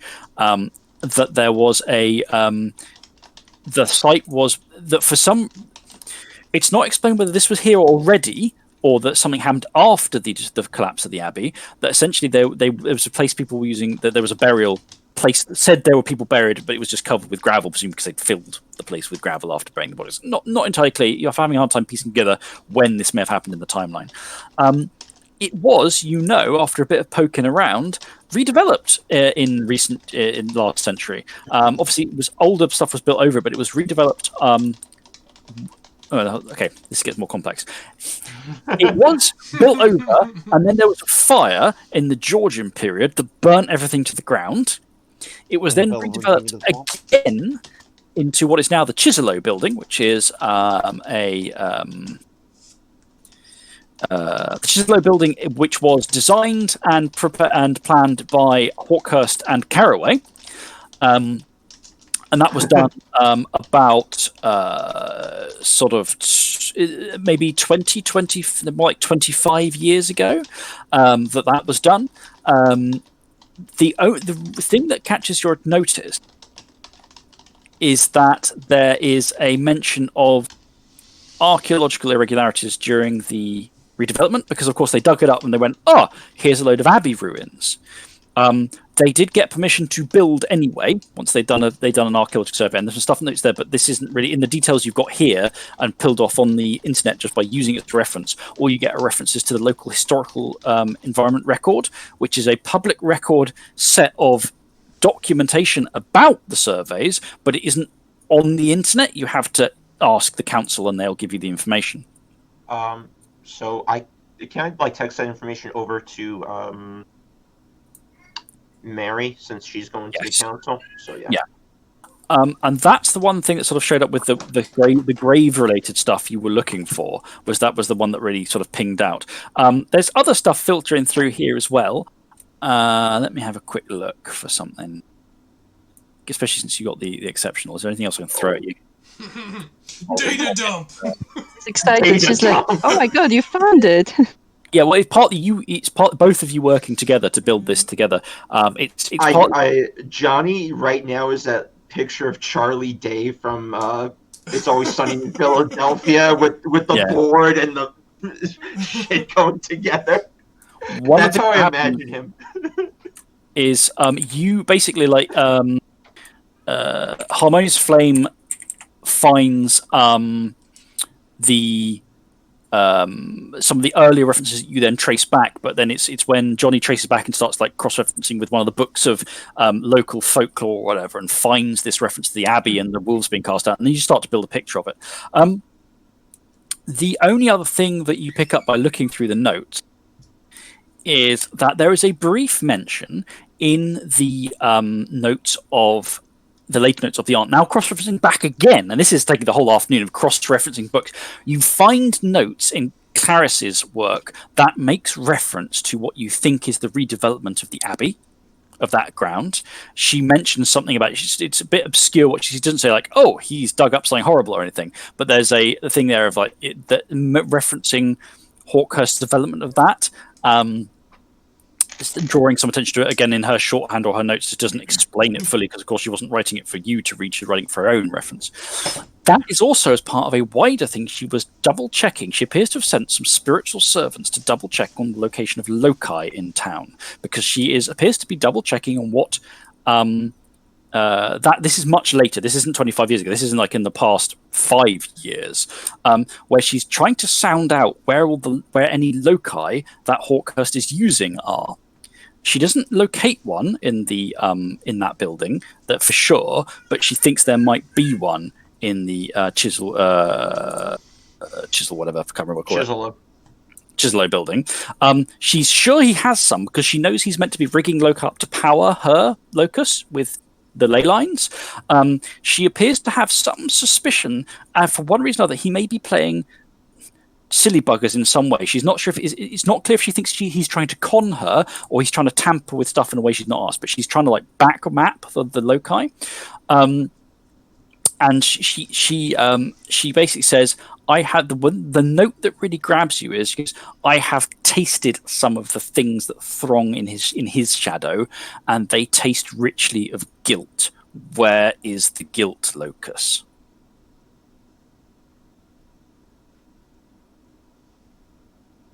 Interesting. Now, when you're working through the notes, yeah, I know. Actually, that'll be something come later. So that's the information you get from your afternoon of research. Stormbringer, did you figure out what you wanted to say? No, I still did not. Okay. In the absence of whatever he's going to say, Thornbringer, some time has passed. They've been sort of hanging out, being thoughtful in the little orchard, and then he's like, we should probably go check on the other two because it's been a while, and I just want to make sure no one's letting out any occult horrors. Fuck you. I'm just being He's gonna honest. turn and walk towards the house. There's shit in the shadow of the house that's scary. It's reasonable. Follows him. No, what's reasonable is I have a feeling that in order to figure out what's trying to kill me, I'm going to have to go talk to the one person who wants to kill me. Let's not put the cart before the horse there. We've got time. It needs something of the sun. Who does that remind you of? I understand that is the most obvious answer at the moment. It may not be the right one. Our track records of opening the first door and having whatever we're looking for be behind door number 1 is not a great track record. And also, if we have months to potentially prepare for this thing, we can end up being in a much better situation than we currently are now. That's all I'm saying. Yeah. I'm not dismissing it. We care about... All right, and that conversation's over. Stormbringer's not really paying attention to Thornbreaker. He's now in that whole... Well, she's gonna kill me, but she's cute. Yep. Let's keep moving. Thornbreaker just realizes that he's lost Stormbringer and just keeps walking. Okay, before we hit as the group coming back together for the next scene, we're going to have a quick bio break, 5 minutes now, so grab your drinks, nips a loo and all that. Thank you so much, viewers. We'll be back in a few minutes' time once we have recuperated, restituted, rehydrated, and renovated. Yes, and in the meantime, we're going to put up our new title cards for the Onyx Path set of streamers. There's a lot of really great streams that are happening through the Onyx Path Twitch, hosting other people's streams. So feel free to take a look at that, see what's coming up over the next couple weeks. Yeah, because I'm thinking the schedule isn't going to change. So yeah, take a look at that, and we'll be back in a few minutes.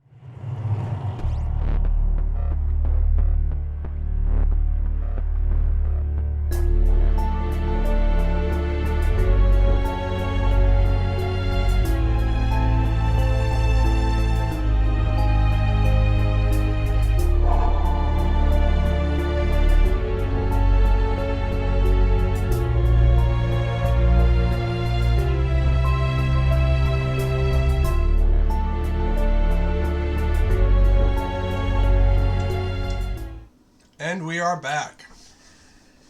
Hello, hello. Yes. So where do we leave off? The pack. So the pack have done the various things for their afternoon. We're coming back. The next scene is back at the of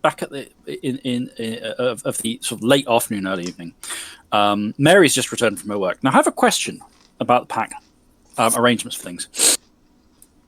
And this is really unfortunate because of what Keith Stormberry's player just told us about food.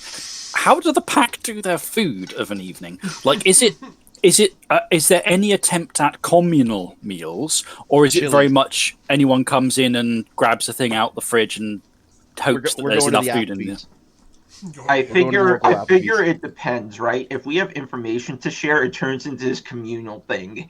If it's just like running and gunning for food because we're busy, then it turns into that. But I figure now. So no, I always figured it as this, and Stormbringer is, and I'm sure Thornbreaker does not argue. I don't know about Harmonious Flame, and Johnny doesn't really get a choice in the matter because he hasn't chosen Deed Name yet. Sorry, Pete, I had to throw a jab in there on that.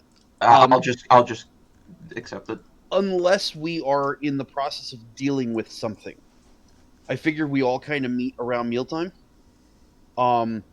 Whether or not it's communal, like one of us cooks for the five of us or whatever, neither here nor there. It may just be Stormberg comes in and throws a hot pocket in the microwave while Thornbreaker grabs a salad and Johnny drinks a protein shake type thing, and Ag actually has a wholesome meal with all of the food groups where all of us are neglecting something somewhere.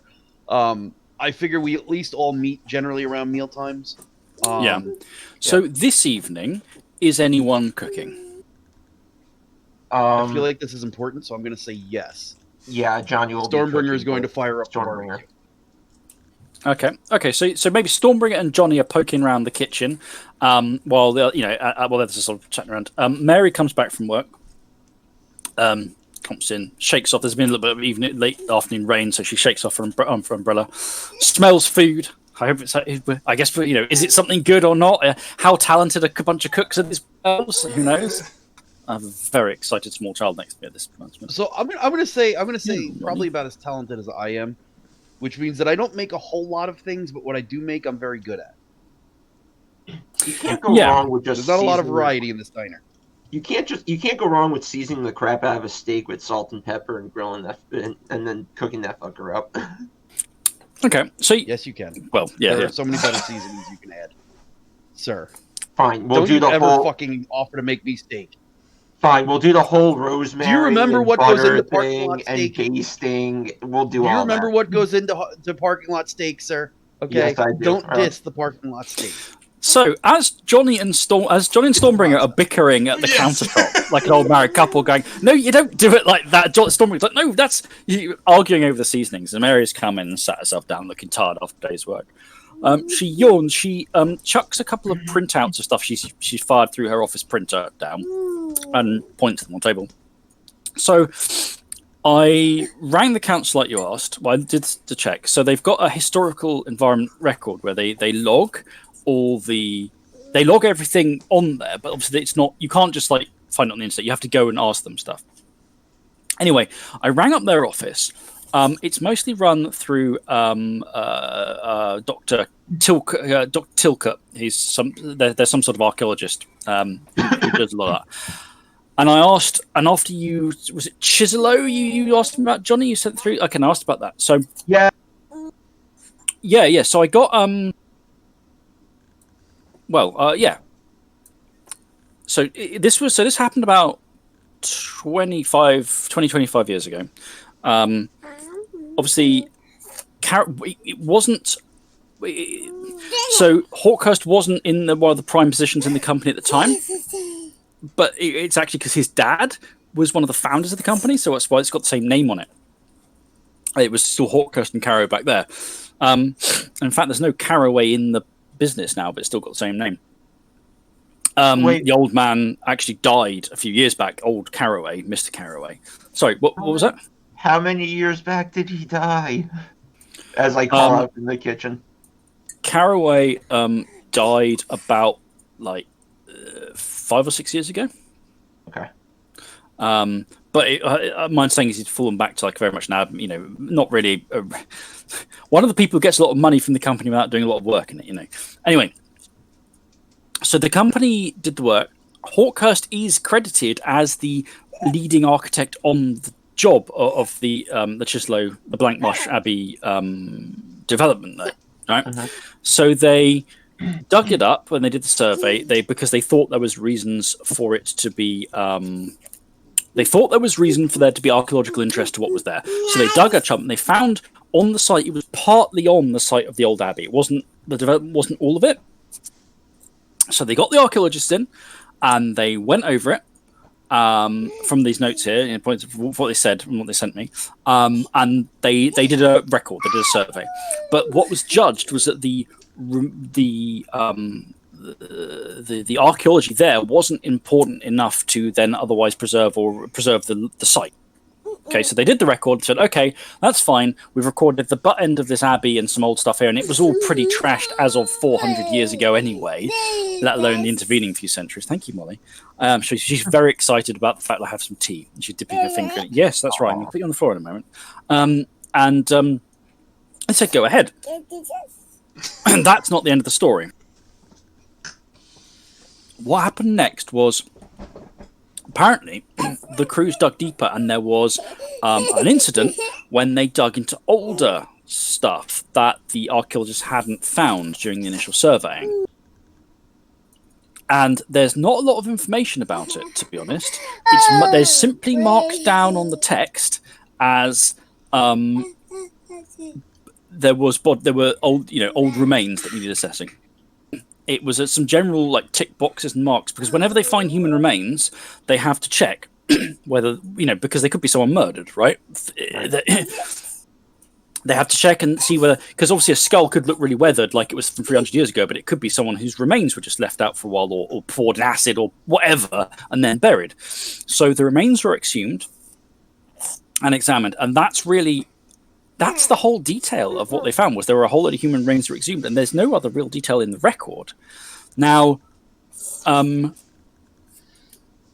when I had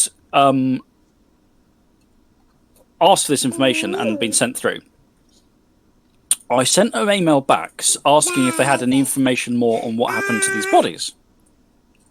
Like who were they of? Were they from an era?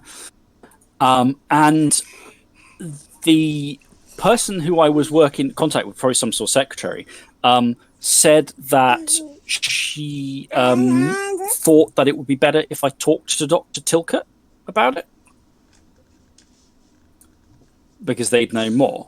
I'm not sure if that's implying that Tilcott was overseeing the archaeological dig, or just because there's information that isn't in the records or isn't obvious, but I think it's a little bit unusual to have them say, oh, by the way, basically this person might be interested in telling you more about this thing that doesn't seem to be thoroughly on the record. While I'm helping him cook, just on my cell phone, I look up this Dr. Tilker, and I just kind of see what his specialty is. Like, I know archaeologists are going to have specialties in certain eras. So you look it up. Now, Dr. Tilcott looks a little bit so you look up some of the local town council stuff, and it pings up, and there's it's one of those websites where various areas they have pictures of the different councillors and some of the key staff and professionals. So when you look up the archaeology, the sort of that side of environment, archaeology, estate kind of stuff, and you do find a small note on Dr. Cadbury Tilcott, who is a professional doctorate of archaeology from Bristol University.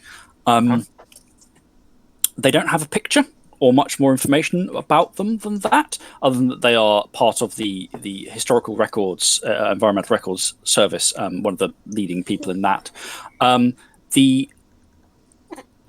The note about their qualifications, where it notes out a few things, includes the fact that they finished their doctorate about 3 years ago, so they are relatively young, whoever they are. They're not old. This is not they were almost certainly, unless they spent a very long time at university, they were not some fresh-faced archaeologist at the dig 25 years ago.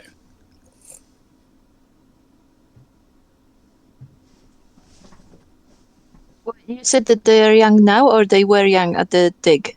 No, he like just got his doctorate type deal, but No, has been a doctor for a few years, and so unless they have been at university for a very long time, 25 years ago, is unlikely to them have been a working archaeologist on a dig. So maybe this is someone who wrote his thesis on, or her thesis on that. I can't find anything about any theses he wrote on this. Dan, you got a doctorate or thesis is public? Some of them, yeah. Hmm. Depends on the subject, really. But most of them should be. Stormberger's gonna mutter, "Fucking nerds," under his breath. You know, it's people like you, Stormberger. It's because the world is like as it is now. Oh, no. I'm gonna shoot her a dirty look. I point at him. People who eschew knowledge, people who think that knowledge is something to be disregarded. You should be ashamed of yourself.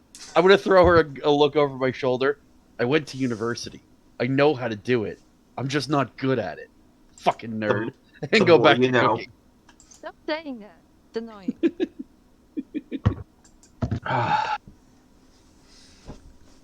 Thornbreaker just looks at the two of them bickering and takes a bite out of an apple. The Colplexy is peering through the window. Colplexy, thankfully, is nowhere to be seen. He'd be laughing his arse off about this.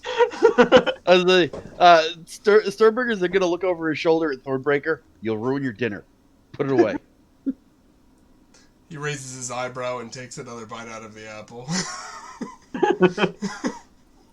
So... Sternberger, anyway, by the way, just through all of this, Sternberger's had the biggest grin on his face because he's messing with everybody, and he doesn't actually mean any of it.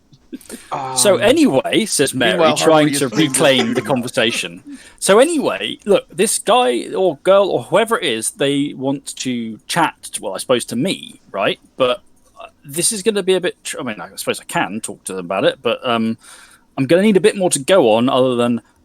who is these dead bodies? Because if they're like, oh, why do you want to know about a mass grave that was uncovered, in a kind of, do you know who put those bodies there, was it you kind of way, I'd like some sort of understanding of what I'm talking about, you know? So the problem is now it's getting into stuff that normal humans shouldn't know about territory. Where was this mass grave? At the Abbey that was redeveloped like 25 years ago. So it's in town now because Blank Marsh is all new developments and housing, right? And it's basically an office building. Does this count as part of Gleesham or no? Yeah, Blank Marsh is part of Gleesham. It's the southwestern part of Gleesham. But it was at one point an abbey. Yes, and it was all that. It's called Blank Marsh. The marsh part is because it was a marsh. How long ago was it an abbey? Oh, so about 400, bit over 400 years ago. It's during the bit where Henry VIII, the Reformation, when Henry VIII abolished all that shit in England. Here we go. I just thought of cover. This is Stormberger actually saying it. Genealogy. It's all the rage right now, isn't it? Mm. You think the Abbey may have records of a birth or a marriage of an ancestor that will help you continue to trace the tree backwards. And you're wondering if they found any documentation or anything. Gives you plenty of reason to start the conversation with them about it and what they found. Okay. Yeah, okay, I'll try that then. I'll try that. Right? Anybody else got any other ideas? I mean, genealogy is still all the rage these days, isn't it? And he's going to look at Harmonious Flame. See, I paid attention in college. Only in college? Well, yeah. I'm too busy keeping people from ripping my head off now. I think you're too busy keeping yourself from ripping other people's heads now. That might be true. Anyway. So hold on. She basically picks one. I'll see if they're still at the office, right? And she rings through. She's on the phone. And there's a bit of where you see someone on the phone where they're like going.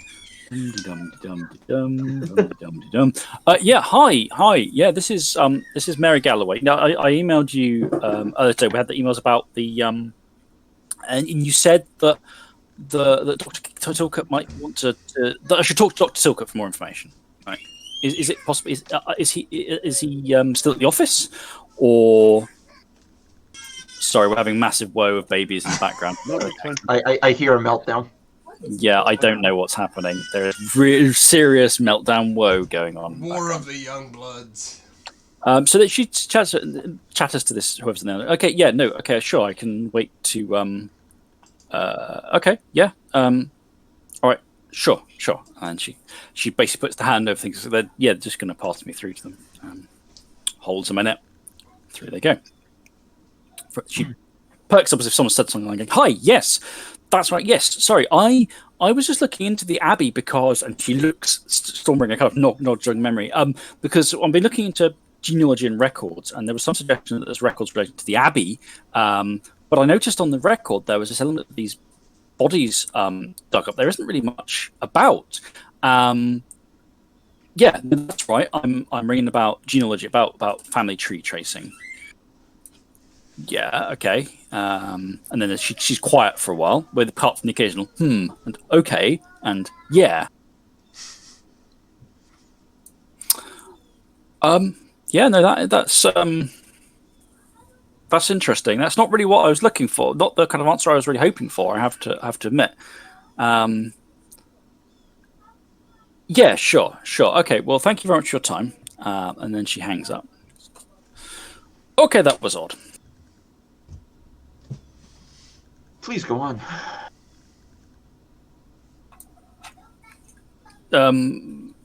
This Dr. Tilcott seems kind of upset. Not at me. They apparently, I was told very pointedly by the secretary in a kind of "aren't we progressive" way that Dr. Tilcott has they/them pronouns. So so they said that there seems to be a sore point with them. There's some issue with the bodies that were dug up. So Dr. Tilcott has only come in like this past year to be moved into the head of this department, and they've been trying to dig into some what they call some aberrations in the records, and they are saying that this is one of these aberrations that they've been looking into as well. They were actually kind of quite curious if I knew anything about my own, but essentially there are no more meaningful records apart from what they've pieced together, and that there are a whole bunch of bodies dug up in some sort of mass grave. They don't know what happened to any of those bodies afterwards. There appears to have been some sort of incident at the time, but they are very cheesed off. They've tried to get more information from the architecture firm, and they've been blocked. They've tried to. The information isn't there from their predecessors. Obviously, this was 25 years ago, so they're not. It's not the person who was working there before them they can ask. It's some way back. Essentially, Dr. Tilcott sounds frustrated and pissed off because somebody has not recorded what happened on this with these bodies, and that this is not the only problem they've run into with their records. By the sound of it, they didn't really talk much about that. They were, there was just some implications they didn't really dig into. So they can't really give me any answers because they don't know.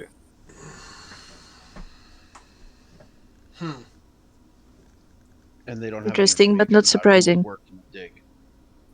The information there at the time is not really anything, because they have on the first dig, right, because that was all above board and they found the bits of Abbey and went, oh, that's fine, build over it. But the second dig has been registered, but very minimally. The details just aren't there, and Tilcott doesn't know what happened to the bodies. Bodies weren't missing. The only thing that Tilcott said is obviously the architecture firm should know and are being thoroughly uncooperative. The other people who should know are the police, who are also being uncooperative. So those records might be somewhere in Hawkhurst and Carraway, or they might be in the police records, but it doesn't sound like the police are being very friendly to the investigation. Hawkhurst has his claws in the police as well, at least in Glisham's police, so that would make sense. It would. Do they have like a state police around here? There's not really any difference. No, there's just there's a count that basically Each county has a police force, but they all work in the same way. If that makes sense, more or less. There's no level above them. There's a national. There is, but it's not a separate police force. If that makes sense, it's simply the higher structure of the police force is then unified going up to the very top kind of thing. And a lot of that is not really. It's all like fairly flat up there as well.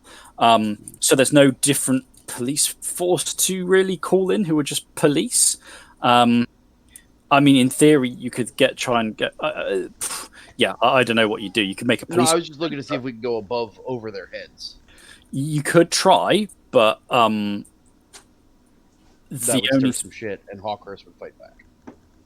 Potentially, I don't know exactly how it's all gone down. I will say the Doctor seems fucking furious. Sounds like they sound pretty young, to be honest. I think they've landed in this job. And they've started to dig into stuff, and they found stuff they don't like, and everyone's basically being shit about it, and very small town mystery kind of stuff. You know, like, oh, we're not going to tell you shit, and they're probably find that pretty unpleasant to deal with. But yeah. So those bodies. So what you were looking for appears to be there was a mass grave under what is now the Chiselo building, and no one knows what happened to the bodies, where they are, and there are no records about the bodies either. Now, while I can't... Sorry? I said, and where is this Chiselo building? It's in Blankmarsh. It's in the southwest part of Gleesham. So, on the one hand, I'm sorry to say I haven't got you the direct information you wanted, Johnny. On the other hand, it strikes me that a mysterious pile of bodies going missing under a building is certainly, like, it's a bit suspicious in and of itself. Yep. Now, I bet that if we like go and poke the police, and for whatever reason they are being uncooperative because it's too hot, they'll probably say, "Oh, there were some dead bodies. We processed them. There was nothing interesting." No, you can't see the records. Probably. Now, what about the likelihood of Johnny being stealth mode and finding the records? Well, it depends whether they'd be. Oh, Johnny is silent. Sorry, I don't know. No. This is Johnny just going. This involves going into Gleesham then. Yes, but I'm saying undetected. It depends if they're digital records or not. If they were a paper copy or what from back then. I mean, I guess they have to have records like that, right? But from 25 years ago, would they have digitized them by now?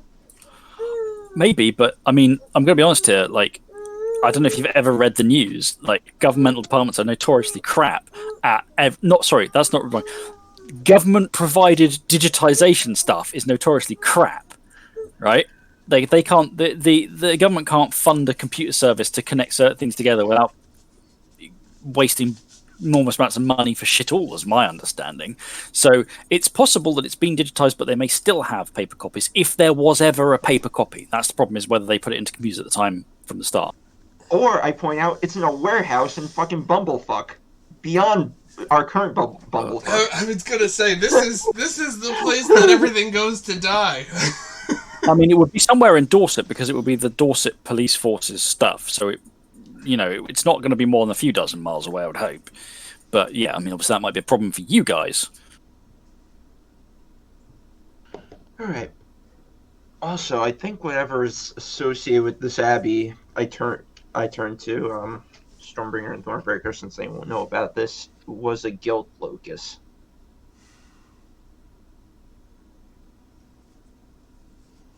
Chris, were we ever near the building in question?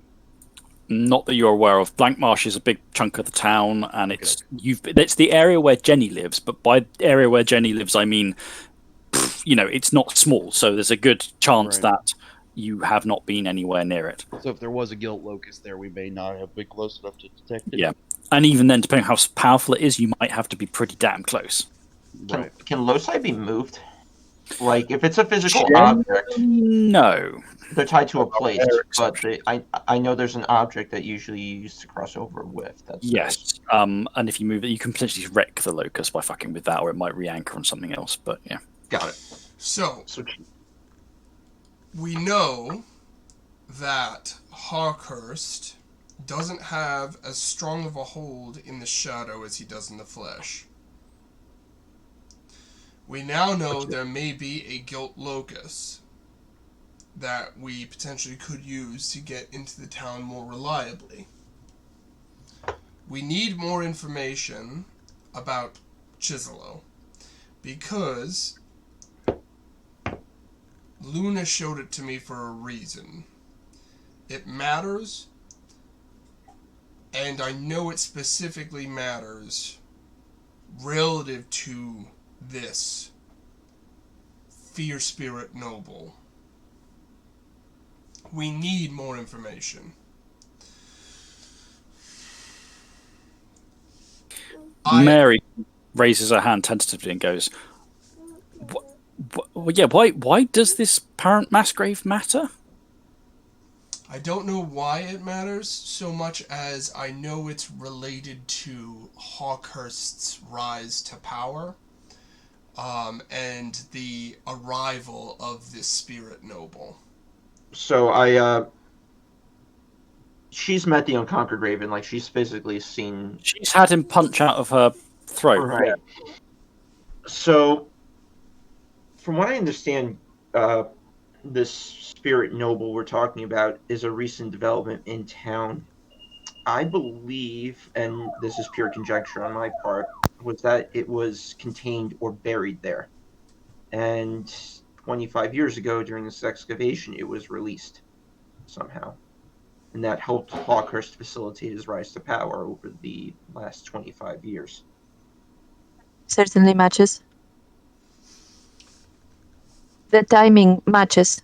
Hawkhurst is also now trying to contain something from what Luna has shown me, something that's bubbling over. I think it's related to whatever he found in Chiselo. Something he wanted to stay buried, if you will. I think the Spirit Noble is not what he released. I think the Spirit Noble is branding him to help give him power to contain this thing, whatever it is.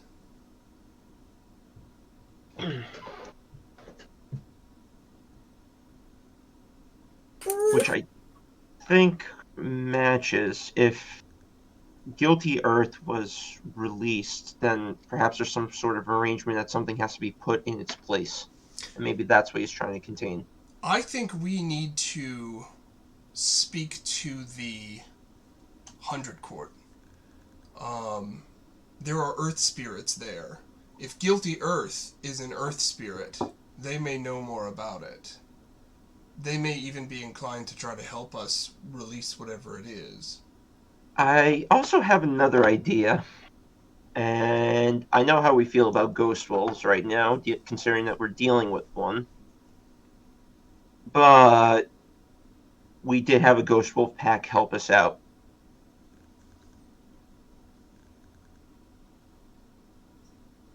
Did you? Yeah, I forgot what they're called, but Prayer of Gastigation didn't seem too fond of them, but they at least know more about history than... They're a resource we haven't tapped yet. I forgot their name. I believe they were the Lyceum. Yes, the Lyceum. That's not a resource we've tapped. And they're what, like somewhere to the north, Chris? South, in fact. South. Thank you. Outside of the Blackmore Belt. Sorry for the screeching. Molly has flop on the floor tantrum. Aw. So, we haven't tapped the Lyceum either. And who knows, maybe they want to help us because Hawkhurst is giving Ghost Wolves a bad name. Ha.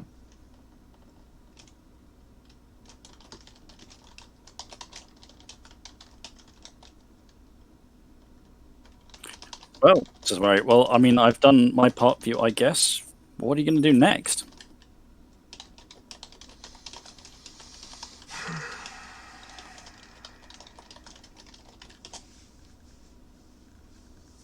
Perhaps we should visit the place in the shadow.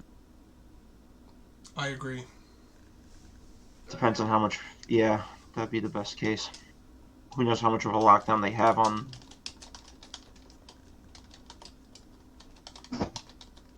Hawker's kind of left us alone the first time we went to the shadow of the town. Remember when we hunted down the Hrafnir? Hrafnir, yeah.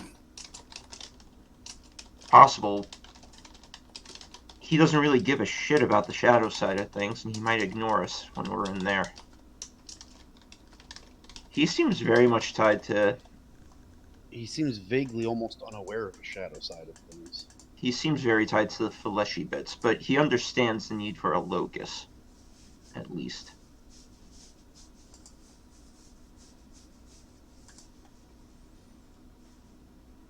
But yeah, I don't think asking the 100 Court is a bad idea, nor do I think approaching the Lyceum either is a bad idea. Especially if they're to the south. That's closer to the Abbey. They might know more than what we have. Although they're south, as in they're outside the Blackmore Vale, south, on the edge of the Black River. Oh, like, yeah, okay. Got it. Why don't we visit that place in the shadow first, and then we can make our next moves. Yeah, and as the Unconquered Raven notes from its perch up on one of the things over the kitchen, as Stormbringer and Johnny are finishing making the food and prepping to serve up, the Unconquered Raven says, "The sun sets, darkness falls. It will give you your progenitors, the light of your progenitors' grace to travel beneath, rather than the angry sun. It is a good time to seek what you seek once you have taken your rations." It's good. It's good to have you back.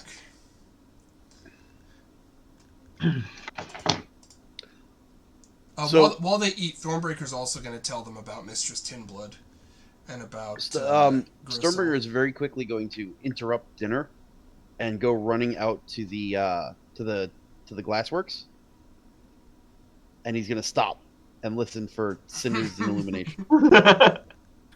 If our totem is back, maybe he's back. There is nothing.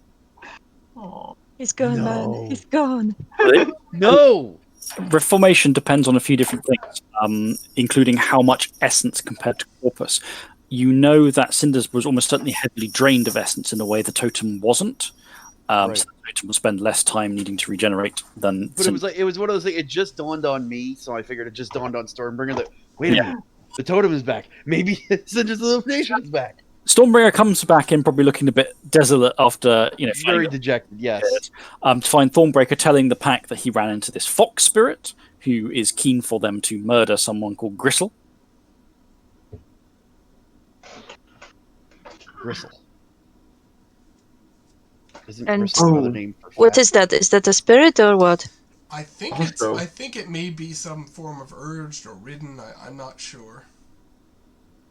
She did mention that he was fleshy, though. No. So I also point out the rot claim that we fought. She was singing a song about this Sint Wither, who apparently was tied somehow to this abbey. It's another thing we could use. And especially if we're going to jaunt over to the shadow, she might be somewhere we can run into and get more information out of her. I'm not opposed. Do spirits have... We should really ask spirits their preferred pronouns from now on. They are often they. Yes, I don't know that they concern themselves that much with Some gender do. constructs, but some do, sure. Some do for reasons of either constructed identity on their part or because it's part of their nature. But plenty are like, yeah, whatever. So a lot of animal spirits will have what you would consider genders, even though they don't have sex and reproduce because they're spirits. That's what the flesh versions do. But if you are a spirit stag, then people are going to refer to him as he and the Lord and things rather than she and the lady. There's a lot of wonkiness in the spirit world anyway, and a lot of very blurry lines. I mean, werewolves can change all that kind of stuff pretty easily with some of the facets. So, okay, so the plan is then after dinner to jaunt into the shadow of the town. So, food laid out. People enjoy the cooking of Johnny and Stormbringer. which has coalesced into something really quite good, despite the arguments at the counter. And then gathering yourself together. Now, before you head in, presumably you're going to go to the glass locus, cross over, and roll off into town. Is there essence at the glass locus? You drained what was in there today to top yourselves back up again. I thought we did that yesterday. I thought we did that yesterday, yeah. Okay, then today there's 6 more points of essence. Can I take 1? Go for it. Okay. I see no issue with that. You probably want to take everything there is in there, and if you're going into potential danger Yeah, zone. I know some of you were at 4, so if you want to take... I'm still at 4. Yeah, I'm so at 5 currently. I'm also at 5. So I'll take 1. So if I nip up on 2... Yep. And then there's 2 left over. Pete and Ag each take 1. Well, no, there should be 3 left. Well, no, because Thornbreaker taking 1, Johnny taking 1, Stormbreaker Oh, okay, taking 2. gotcha. I'll take 2. Harmonious Flame? Then I'll take 2. Okay, so that's the 6 accounted for. Yep. Okay, so you pause in the locus after your belly's already filled with good food, and now your spirit's nourished with the power you draw. And as always, the glass essence, the resonance is strange. It makes you feel maybe a touch more clarity. It makes things look a little sharper, but not clearer in some ways. The glass can distort as well as show, but it often just brings light one way or another. I apologise for the jingling in the background. Molly found Ag belly dancing type shawl thing with little jingly things on it, and is merrily jingling it away. And you cross over into the shadow. Your senses sharpen, regardless of form, because the shadow, everything is more intense and vivid. In the darkness, you emerge from the sort of bubble-like growth of glass fortress around Locus into the cold, cool dark of the estate. The moon, your great mother, is staring down, now entering the crescent phase. Light caressing the landscape in greys and blues and faint purples.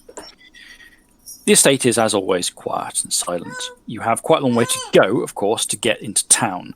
Thankfully, you can just look across the gauntlet. It's quite useful for pathfinding by checking street signs and things, since there probably won't be any in the shadow. But what is your game plan for getting in? Is this going to be a howl and race across the countryside and a come on, you fuckers, if anyone wants to get in our way? Or is it going to be a slink through the darkness and the shadows? Well, we all know how Stormbreaker wants to do this. Well, we've established ourselves to the 100 court previously, right? And you've established with them that you are not the Kestrel's children. You are now spiritually, legally not that other pack. Right. Which means we don't have any deals with them. Correct. Mm-hmm. So I figured there's no reason why they wouldn't kill us, but we also there was the earth spirits that we kind of pissed off too. Yes, they were bickering a lot. And well, hold on, didn't we piss off one group of earth spirits, but we had the other group of earth spirits really like spirits, but not the limestone spirits. Got it. Gotcha. Now the problem is that the limestone spirits control areas of land that get built on, and the clay spirits are the agricultural land, and most of the land between the estate and the town is clay spirit land. Right, but we definitely. So we want to talk to the limestone spirits more because something was built on top of the abbey. So I'm going to call out to Creeping Dread. I'm just going to really quickly use my bathroom. Be right back. You can do that. You call out. There is no current response. Okay.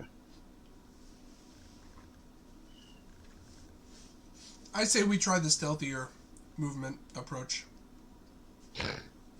Fine. Okay, can I have Dex plus stealth rolls from everybody? And we'll get to Johnny's one when I'm going to be in Ritual form, just for the record. That's fine. Ritual form is a good form to be wandering in. I should too be in Ritual form Ritual because works for me. I have no stealth, so I could use the extra. And there it is. There it bloody fucking is. What? Sidekick Stormbringer has coming back to kick me in the ass. You Chris, specifically we're going to take roll the dramatic 5 on dice, and as we all know, 5 dice is the roll number of doom in this. Apparently, in this game, if you roll 5 dice for something, you are probably fucked. I'm Okay, going to so take dramatic. Stormbringer's going to dramatic fail. Well, we'll see what everyone else rolls as well. And I will note down the. I also rolled 0 successes. Oh my Are you going goodness. to You gonna dramatically Sure, why fail not? with me? Let's Okay. do this. Let's do We fail this. together. Two successes from me. Okay, and Johnny, could I have a stealth roll, please? Oh god, we're going stealth. Yes, Oh, and so far no, there are we're 2 we're dramatic trying fails. to, and so far 2 of us have dramatically failed. Cocksuckers. Sorry. All right, hold on. 5, 9. I'm using fading because Johnny's still a try hard despite his pack. Yep.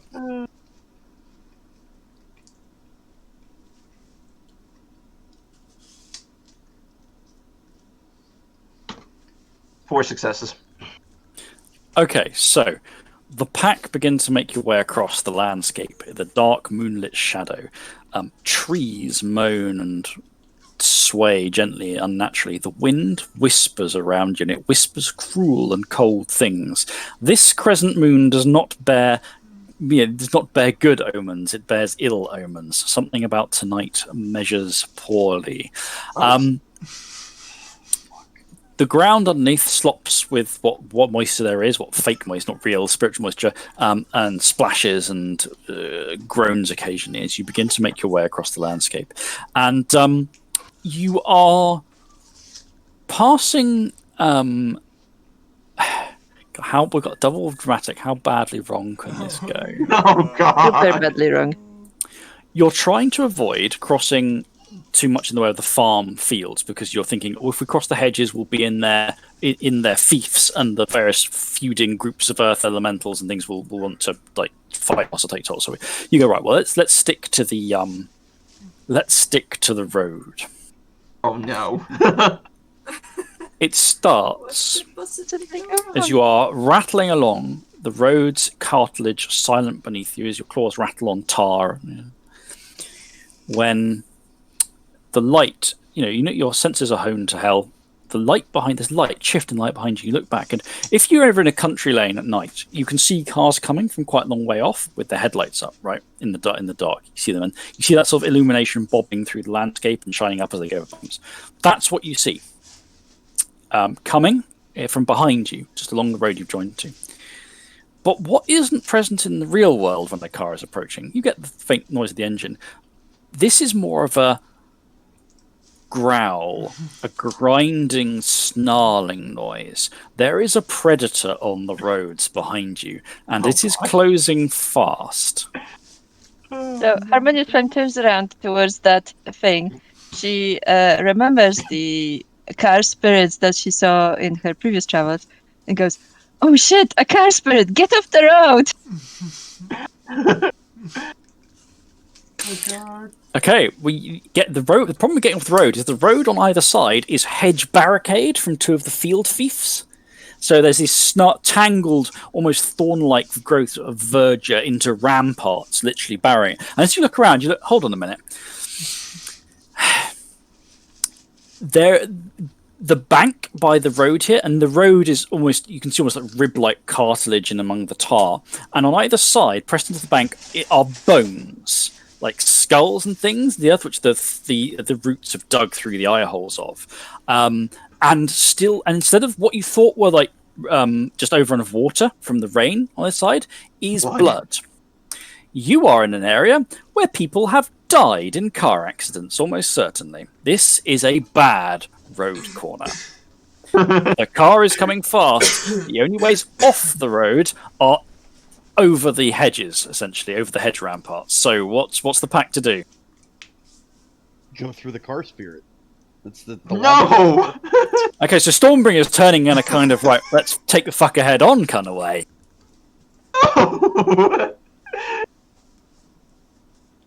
I'm not hearing any better ideas. With Johnny's 4 successes, can he... or is it because the other 2 messed up so badly that no matter how well Johnny did, he's still... You can like press yourself up against the hedge and hide in the best shadows as best you can. You think that'll be okay as long as you're silent, But you don't know whether this thing is coming because the pack have been too noisy, or because it sensed the tremors. Remember, these things may sense what's on the road as well, and which doesn't mean you can't hide from them via stealth, but it may be that their vision is essentially much what it should be. It may be the road spirit has whispered to the car, noticed you in passing, and gone, "Come kill the things on me." I mean, it'll be super uncomfortable. Can we walk along the thorny bramble ramparts? You can try and climb onto them. Thornbreaker looks at Johnny pressed up against the like a dog with his tail tucked between his legs, and then he turns to I pictured Johnny in the Homer Simpson fading into the hedge.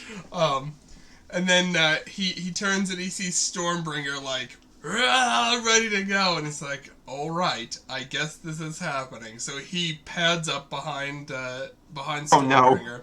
He spreads his paws, lowers his center of gravity slightly, and then he rears back and he's gonna howl. Give me a second. Johnny looks at Harmonious Flame in abject horror. Abject horror. I'm in danger!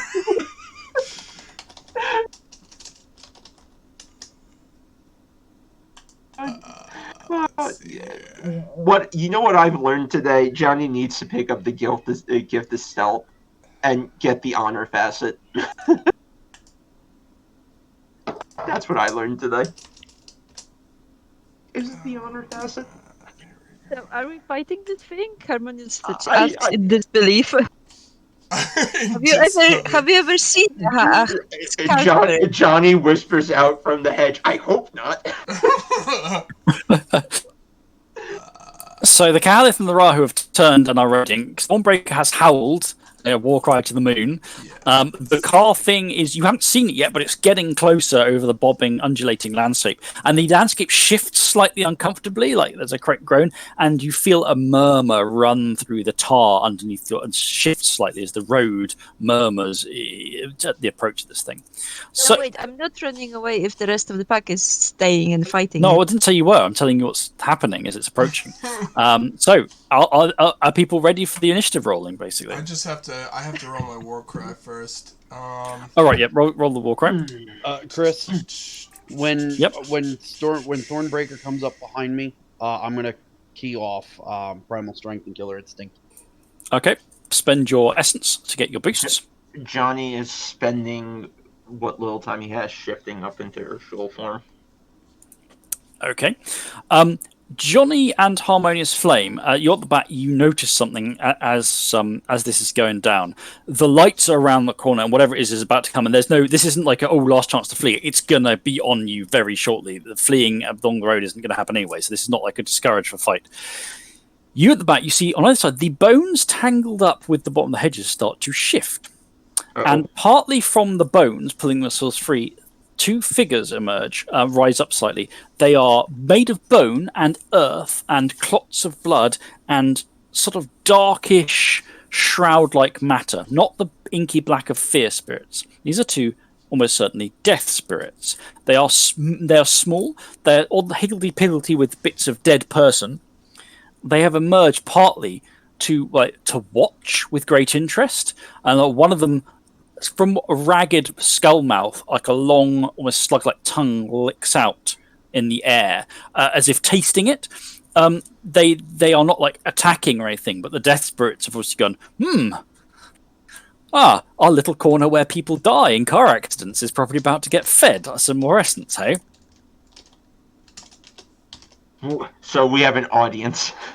In fact, I'd like both of Harmonious Flame and Johnny to make perception checks while Stormbringer and Thornbreaker are just gearing up at the front, ready to go. So I am using Warcry specifically, and I got 1 success.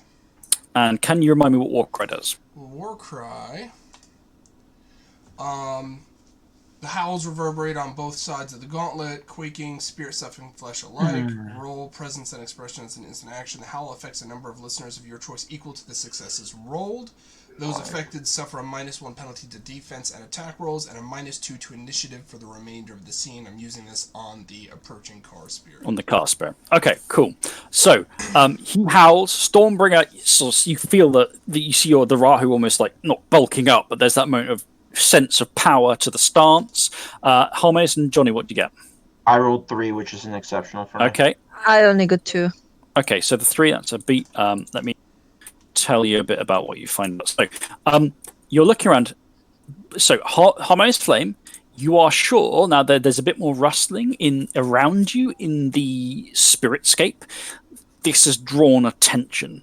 Like, the death spirits popped up because they think there might be some tasty food. Death spirits are unusual, despite what people often think. And you guys got enough alcohol.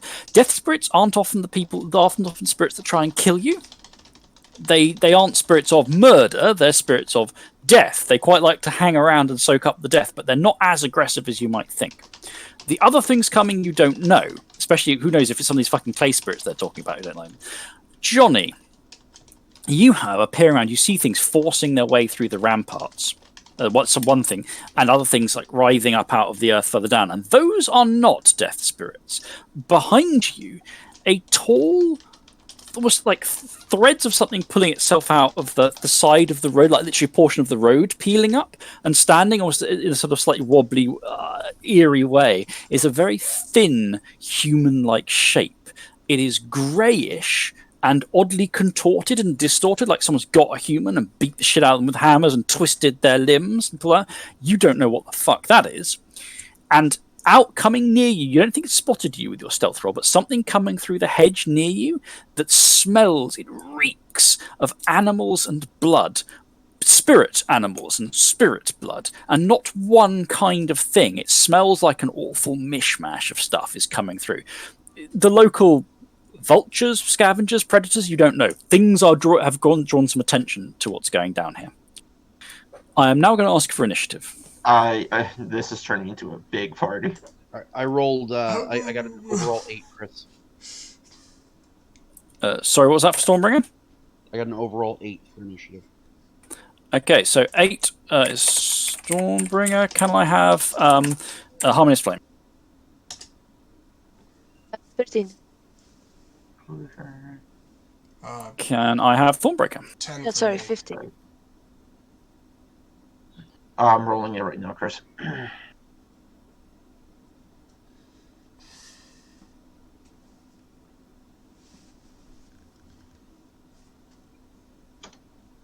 Uh, 14.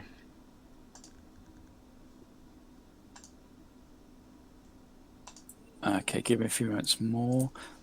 Oh, I rolled wrong. I rolled like that.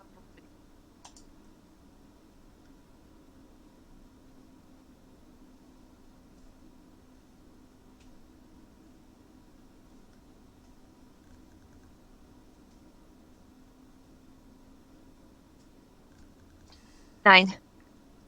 Okay, so let me. All right, Chris, another meltdown. For effect, or not for effect, but for purposes of this, because he's already in a bad mood. I'm gonna start out with an all-out attack against the car spirit. Well, we'll get to that when we come to the order of things. Because the only reason it's important is because drop of the hat gives me a +3 to my initiative for the first turn only. Right, let me find you. Okay, so I'm declaring that now. I don't know if it's going to make a difference. That's going to be relevant, and I'm going to put you in on the order. I guess there. Okay, so the last. Sorry, waily crying baby in the background. I apologise. If there is sadness in the big room happening for reasons unclear to me.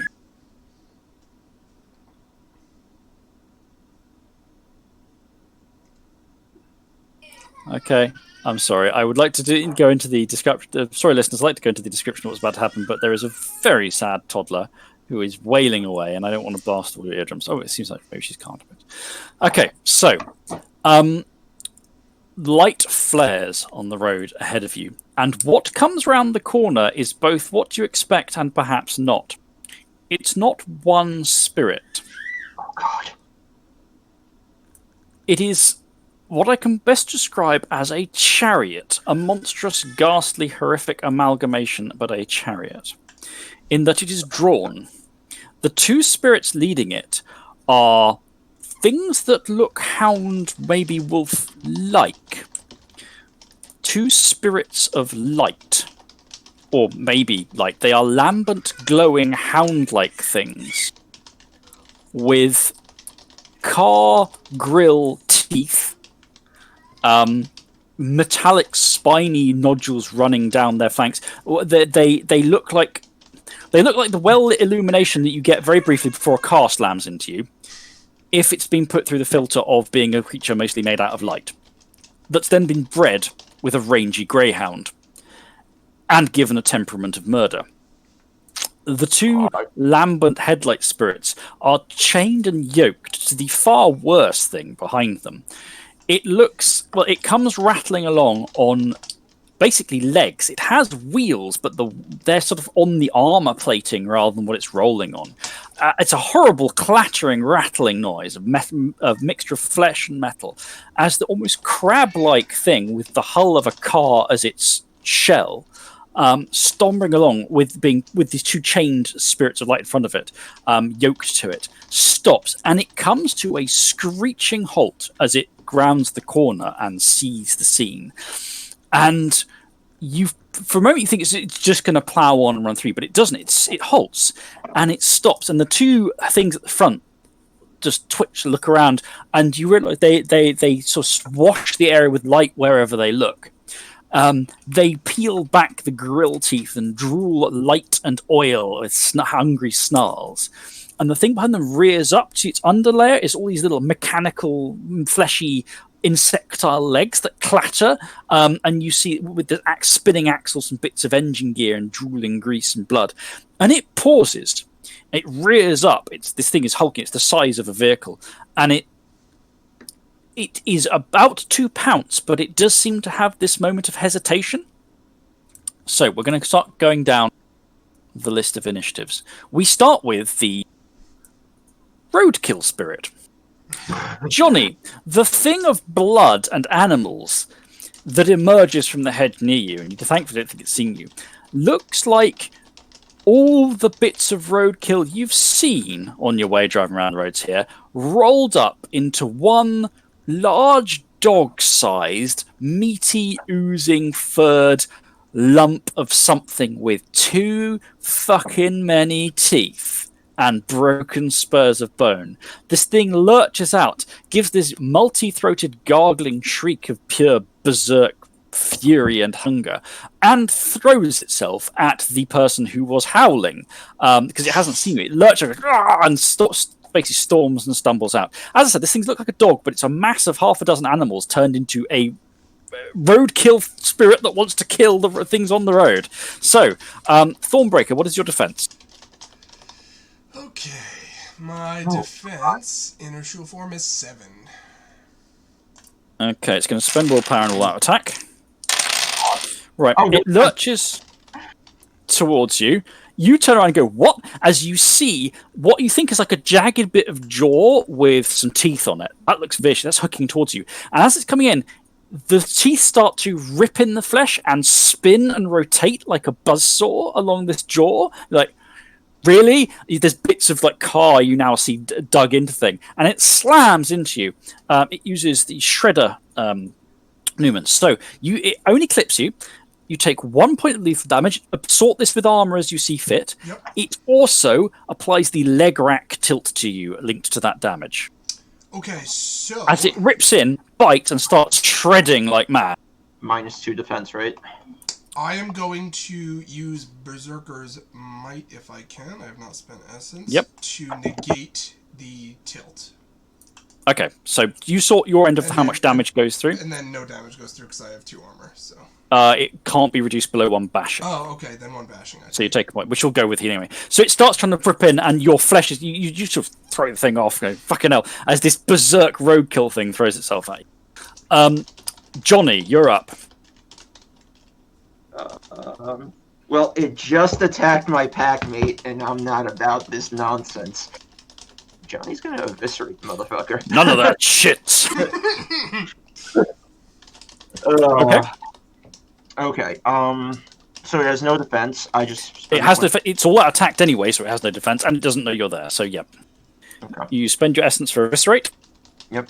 I have 4 strength. I have 2 raw, 6, 90, 10. And it's a road action for me. Yep. Give them lovely results. Remember that all the failures get to be rolled, but not the failures of exploding dice, I don't think. Nope, it's just the failures on the dice. Okay. And tell me the total damage you do. I get to reroll everything. Oh my goodness. Oh dear. Not the best opening shot. 3 damage. Oh my goodness. Okay, well, you've done 3 damage to it. That's disappointing. It does not expect it, and as you stumble in, one of the bits of head protruding out the back of this thing, like, flickers open. It looks like some sort of half rabbit head meshed into it, flicks open and starts shrieking madly at the last moment you go to bite in. And it's become aware of your presence now as you rip in, and the thing's sort of shuddering away. That was Johnny. Okay, now the car spirit itself. It rears up and lunges forward with such speed that the 2 light spirits yoked to it are sort of like almost pulled in its wake, and goes for Stormbringer, who is going straight for it as it slams forward. Stormbringer, what is your defense?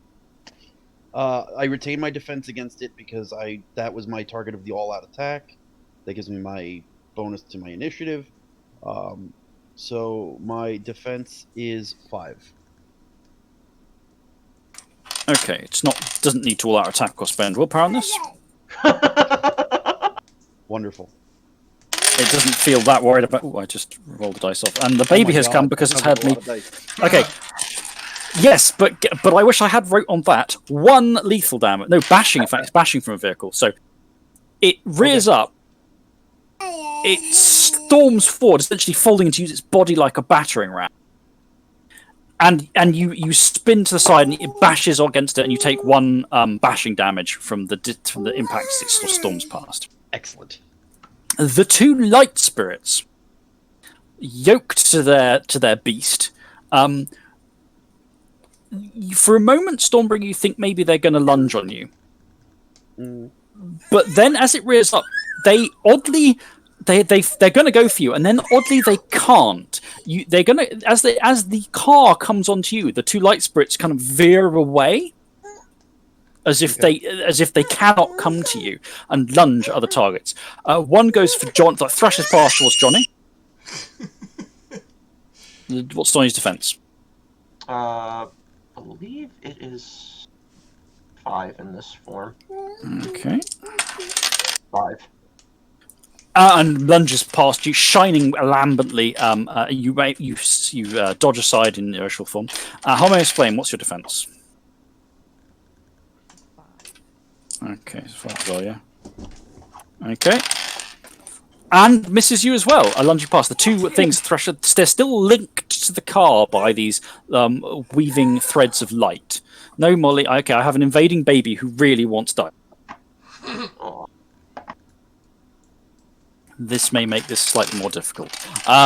Anyway, that's the car spirit. All right, Stormbringer, your turn on this one has been boosted up to this point in the order because you have gone in your all-out thing, Bob. What is the defense of the car spirit, Chris? The defense of the car spirit is... I should just need to check one sec. I'm sorry, the baby's making this harder. Obscene. I need to check which 2 stats they derive them from because I can't remember. I think it's...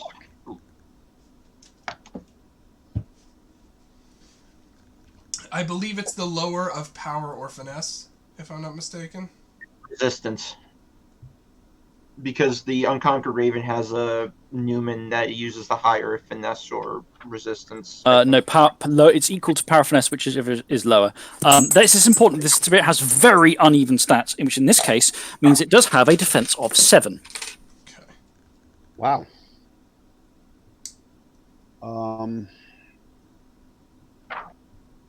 I gotta remember. Hold on one second. I gotta look up a formula.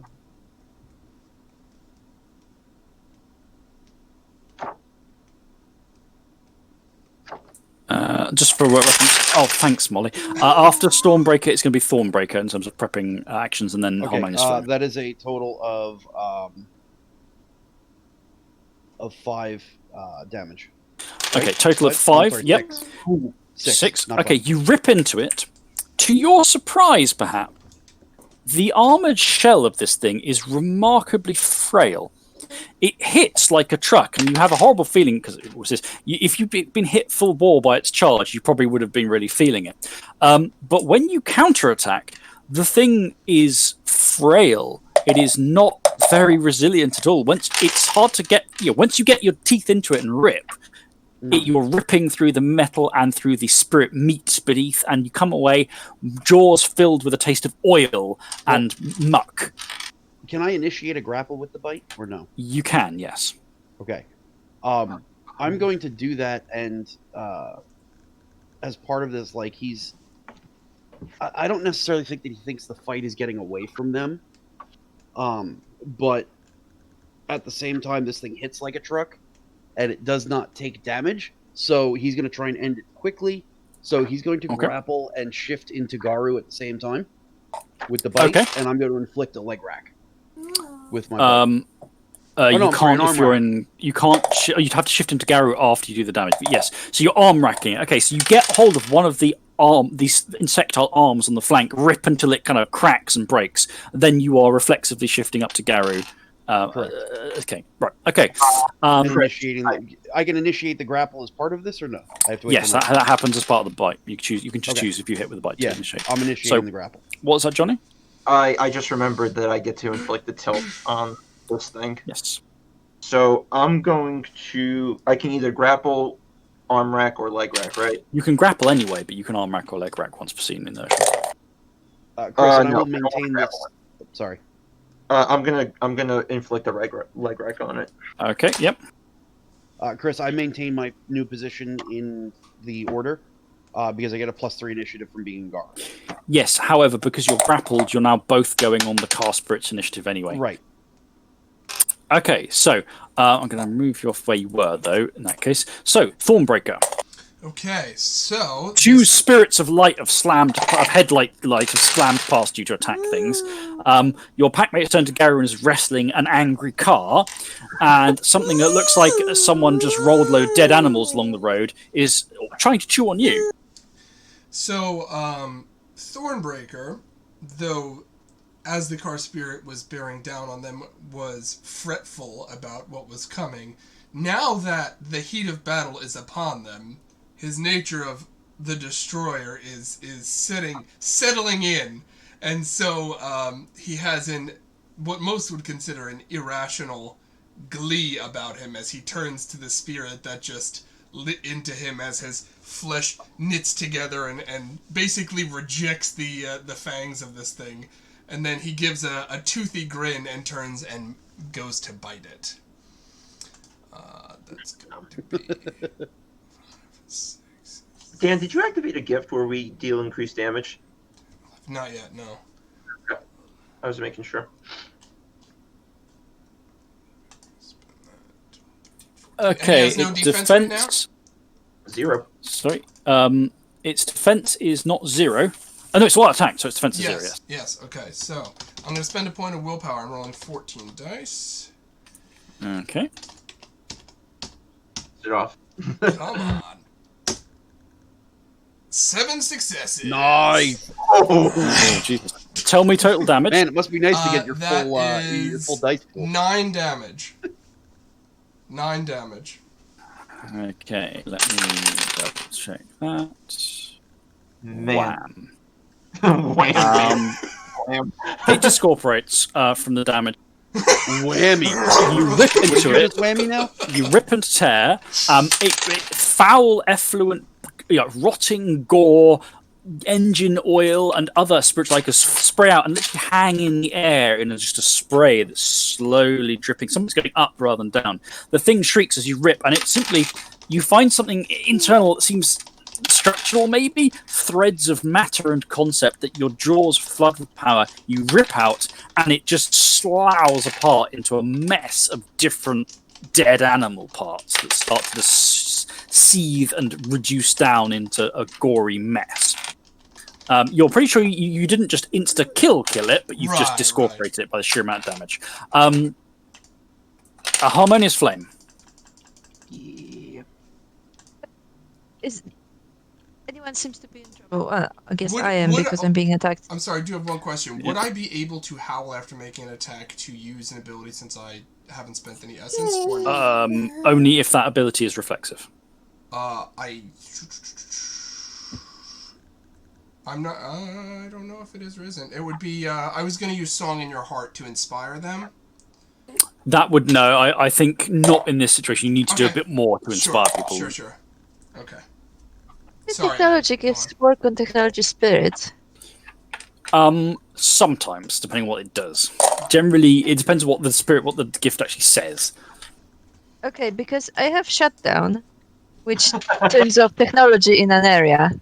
Would that work on the car spirit? No, let me have a look. No. Well, it probably won't work on the car spirit, but it might have a somewhat more concerning effect, which I will just double check the thing on. It might affect the light spirits. Turn them off. Yeah, basically. Power them down. Just a little bit. We'll fight in the shade. This is just checking. You merely adopted the darkness. I was born in it. Sorry, this is a little harder than normal because of Molly on my lap. It's all lights. This turns off lights.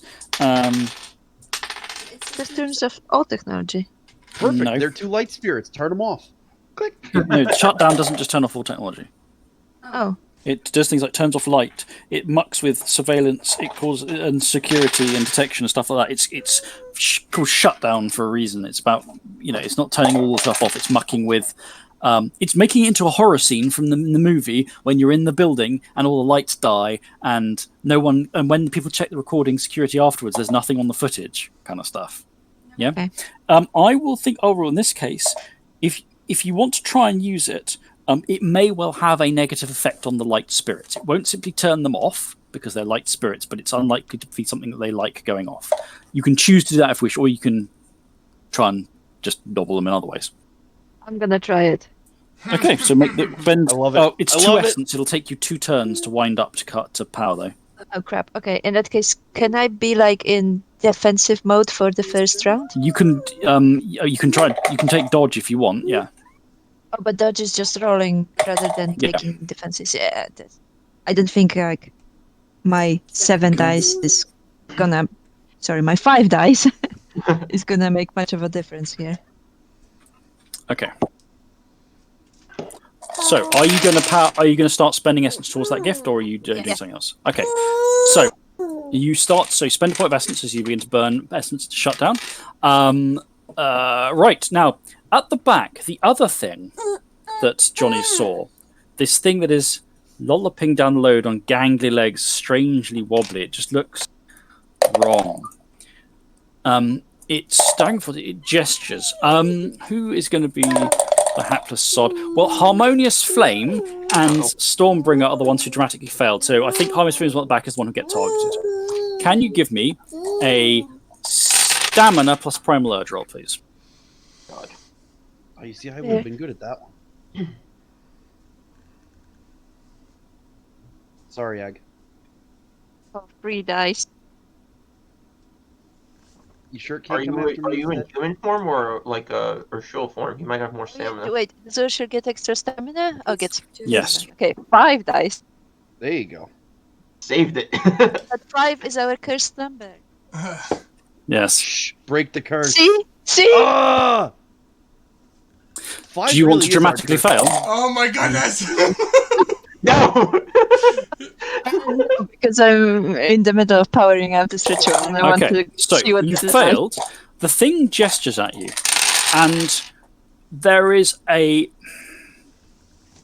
moment where your reality seems to bend and stream towards it, as if focusing on it, like everything warps towards the spirit. And then, with the crunching impact of an impact, the pain and agony of a car crash slams into your system. You have just taken 7 bashing damage. Woof. Ouch. and you are knocked down. You take the knocked down tilt. Sorry, I was being force-fed a dice there. You are knocked down. It is not. Thank you, tiny hand from beneath the screen, trying to feed me dice. You are not. It doesn't disrupt your use of the gift, but you've taken the knockdown tilt.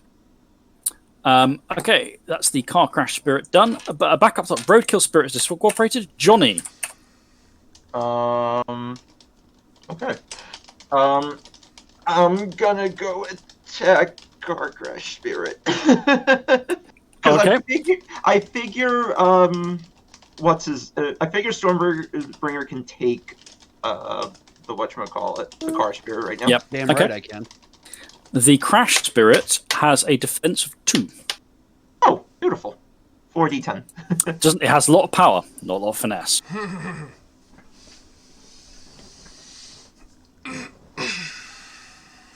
And no, I am not taking a dramatic failure.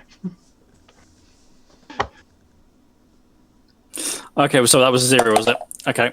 So you lunge at it, and it just sort of wavers aside and looks. You see it has eyes. The eye sockets are crunched down as if through massive trauma, and the eyes are distorted and bloody.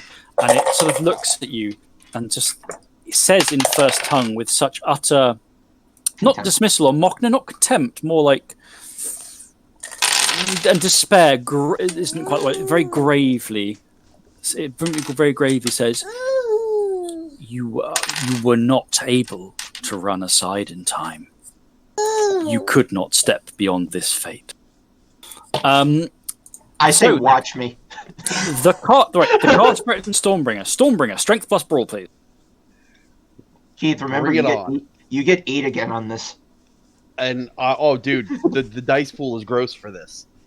Please remember Garu you is get 7. 8 again. Garu is 7 plus an additional 3 for Primal Fury, plus 10. Brawl, which is 5, and I have a specialty in 15. Grapple, so 16. 16. And I get the 8 again. This 16. hopefully will be brutally gross. Okay, well I've rolled for spirit.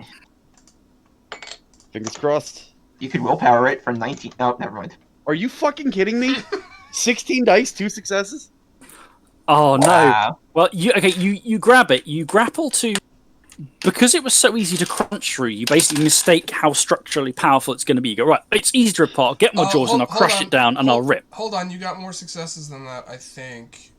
No, it wasn't rolling. It wasn't rolling. Oh your no, 9s it's again. not counting my 8. You didn't do the equal It's to not... 8. Yeah, you messed it You up. rolled it wrong. Okay, hold on. So how many? You got all right. So there's 1 8, 2, 3, 2 8. 4, You got 4 dice to roll. 4, and he's got to roll the 4 dice. And I have 2 8, and I have 2 additional successes already. Correct. Yep. You've got 4 more dice to roll, and those are also 8 again. So. And then the 9 isn't. Right. And then the 9 rolls again because he's got a 9 in there. No, that's why he's rolled 4 successes in there. He's rolled. Hold on. He's got 1. Oh no, his rolls completely. Yeah, the rolls completely done it wrong. You rolled 1, 2, He's got 4 3, successes. Rolled 4. 16. You rolled 4 successes, all which are re-rolling. Yep. Okay. You put in the wrong coding for the thing. I fucked up this coding. So what is the right coding? Can someone? I believe it's greater than. No, I have it because I have to use something similar for my perception roll. Give me a second. Sorry, viewers, we're just having a bit of trouble with the dice roller. Keith, just put a /R in front of it. Replace the 9 with an 8. So greater than 8, greater than or equal to 8. Thank you. Yep. Okay, but you're only doing 4 dice here because you've rolled the dice already. You've got 4 successes, all which need to be rolled. Greater than. But wait, Chris, with dice that explode on 8s rather than 10s, the exploding dice won't explode more than once, correct? No, they get 8 again on their explodes as well. Really? Yeah, it keeps going. Doesn't matter. Nope. Doesn't matter. Unfortunately, no more there. That's fine. So 4 successes. Now, you've drawn, so neither of you get any movement. He got 4. Good. Oh, really? Yeah, you both roll 4 successes. So the two are wrestling, caught in with each other, trapped in this struggle, but neither can get an edge in this contest. So you went on this thing anyway. So Thornbreaker. You have ripped apart the. Oh, hold on. No, I need to do its light spirits. So, sorry, the menacing toddler is really being a menace. Every time she goes on my desk, she freaks out. She's been taken away from the precious dice. So, the light spirits, one of which was going for Johnny originally, but Johnny dashed away. It turns its fangs towards Thornbreaker. Thornbreaker, can I have your defense, please? Yes, this is the first attack against me this round. My defense is 7. Okay, it's going to need to. Willpower this, and attack. I think, yep. Not very well. Okay, 1 point of lethal damage. Where it bites, your flesh rips and burns, but nothing more interesting than that.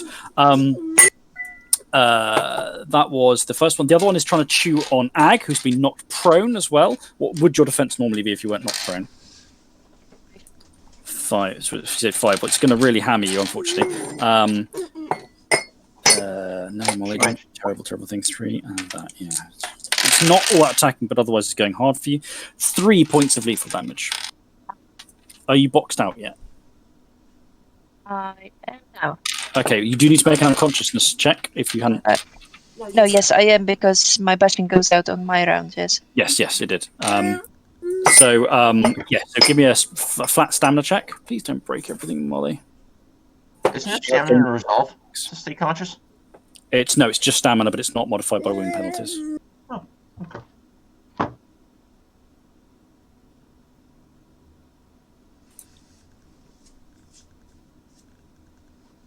Okay, you make a roll. While you do that, it will be Thornbreaker up. So I can make the roll for me.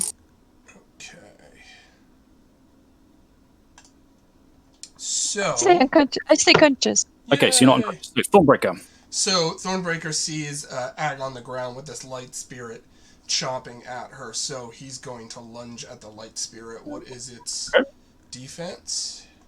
Its defense is 4. 4.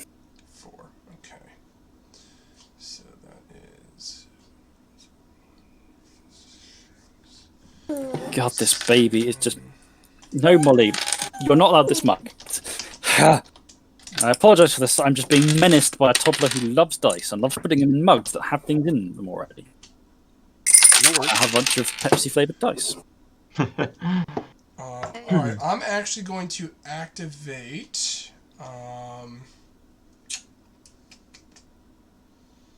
Primal Strength. You have primal strength? I do. Jerk. He's a bloodhound. They get gift of strength. That's my thing. Thornbreaker is your destroyer. Okay, so what's your roll? Alright, so. Damn it, 0 successes. 8 dice, no successes. I thought you rolled. And that's why Stormbreaker is thoroughly the destroyer. After it's reduced, because you rolled 14d10 on an attack roll. I had used willpower on that one. I didn't use willpower. Oh, okay. Okay, so unfortunately, you flirt this thing, and it moves aside with swifter than you expect. But then maybe it is light spirit. Maybe you should have expected to move swiftly. So the baby's now being we're trying to get dice out of her mouth now that she's stolen my dice and shoved them in my mouth. It is Harmonious Flame now, unfortunately. So you heal a point of bashing damage. Shut down. Okay, so spend the extra point of essence. Roll. Remember, you take wound penalties to this, even though your wound penalties will be reduced by the healing. -1. Yeah. Okay.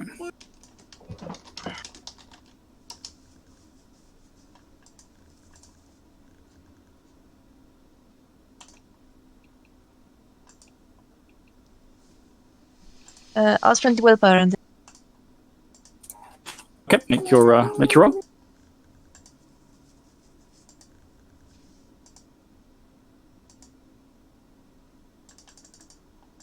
No success. Okay, so you incant the effect out. Now, strictly speaking, what the gift does is, what the visitor does is nothing.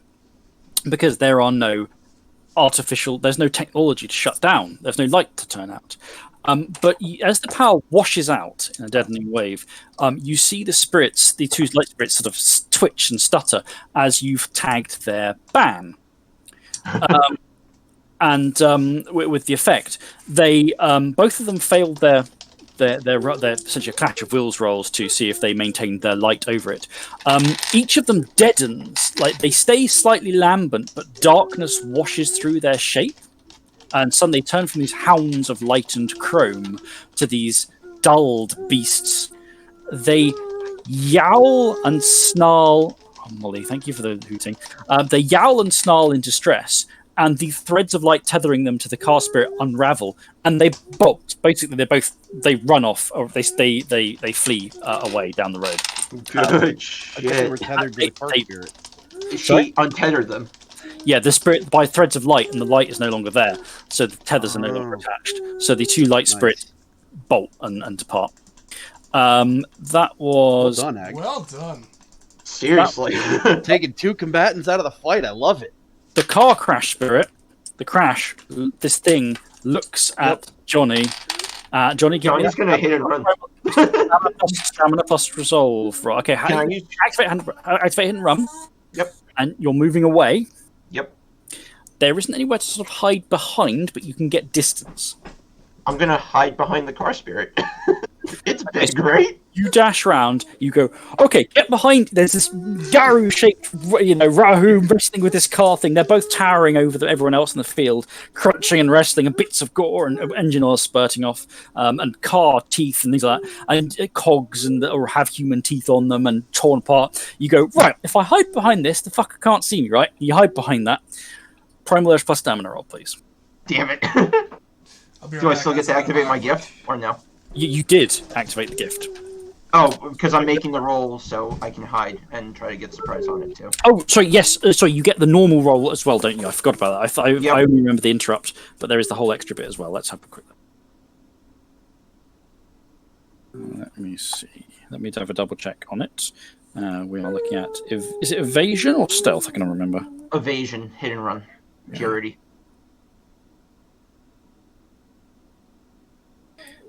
Right. I'm gonna willpower it too. I want this to succeed. You are not out of line of sight of all of your prey. So you cannot roll it. Unfortunately, there's too many dudes around you still. Namely, one big car spirit you're hiding behind who can see you. It's straight to the prey. You go there, you go, maybe I can hide. Primal for stamina roll. God damn it. What comes out of it. Alright, I am, however, switching gears, and I'm gonna throw a point of... Switching gears. Yes, switching gears, tee-hee, Tonight ha-ha. on switch gear. On switch gear. Johnny tried to hide behind the car. Alright, let's roll 6d10 and see what happens. Alright, so... 1 success. Okay, I'm afraid he beat you. He got 8 successes with more than exception. Motherfucker! Okay, so you take 7 bashing damage from the car impact that hits you. You are knocked down, and associated with the damage you've just taken, all your limbs are racked. So you are double leg racked and double arm racked. Johnny, at that point, spends a point of essence and shifts into Garu. Okay, yep. So there's a crunching. Everything. You have been hit by a large agricultural vehicle that has slammed into you and shattered your body. So you, for instance, flip up, thankfully. But yes, you are enjoying some racks right there. That was a car crash. Johnny, it's your turn. Okay. So it's just gonna keep doing this. Johnny doesn't care about the fence anymore. He's pissed off. He's gonna all out attack it. There is one problem with all out attacking it, which is that you ran away from it and you've just been full limb racked. I thought I heal with Garu form. All limb racks. Yes, you will. That's true.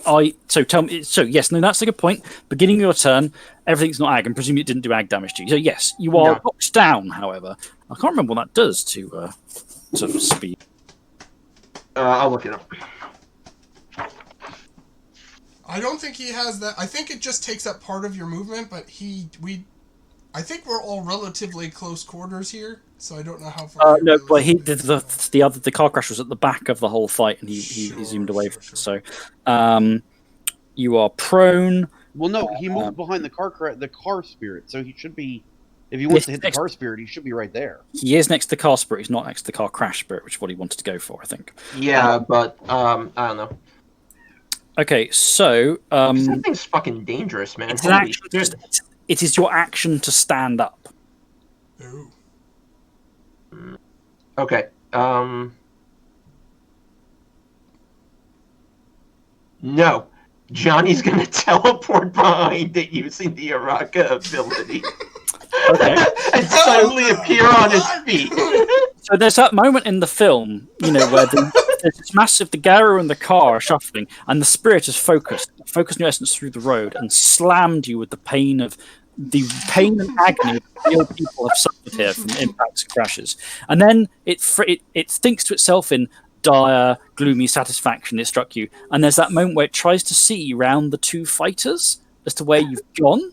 And eventually, the Rahu and the car stagger aside with my mighty haul, and there's no one on the other side of it. He goes, that moment, that spirit going, wait, what?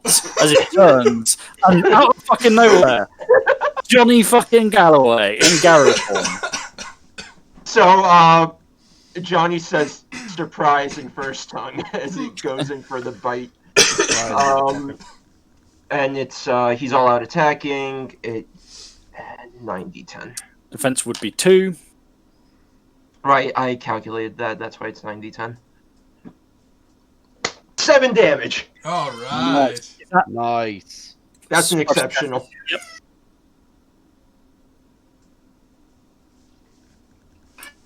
Okay. And What was that? And it discorporates. Nice. The clash of the titans left in the middle of this. Yes. The car crab monster thing with its threshing arm claws and teeth cogs and horrible gooey bits versus Stormbringer. Well, let's say how many systems? Okay, you got 6. I've got to roll for it now because it does have a lot of dice too. Fuck. Although I have less dice to roll now that Molly's stolen them all. Oh my god.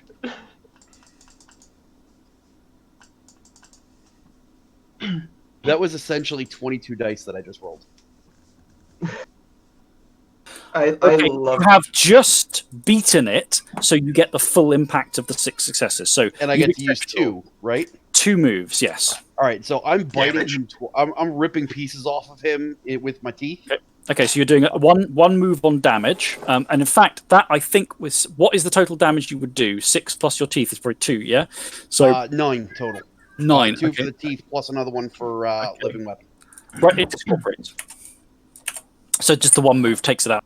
So as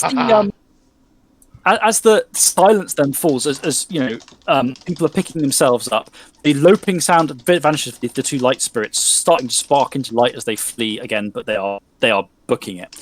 You are surrounded by discorporated spirit ephemera. Stormbringer is soaked in human blood and machine oil. There are teeth and things buried in you. Your flesh is just sort of popping out. There is trashed bits of almost insectile car carapace, and the guts of this thing just spilled out in snaking threads of wires and viscera. The stinking, oozing wreckage of the Growkill spirit. The pain, the spirit of pain, the car crash spirit, is literally just sort of faded into nothing but misty wisps where it was, like the faint impression that's splitting into vague overlays of people who have died here and their last impacts of pain. It's ephemera is breaking into. But the spirit world around you is that intense quiet of the fact that everything around you is awake and knows what's gone down and is watching, but has seen the shocking violence and is almost not breaking its breath anymore. I'm going to use Song in Your Heart now to try to inspire everyone. Okay. Hold on. Johnny Before he inspires, Johnny's just because ripping normally into once a we hedge drop of out it. of combat, I would drop out of who's it? Garu. Garu. Garu. However,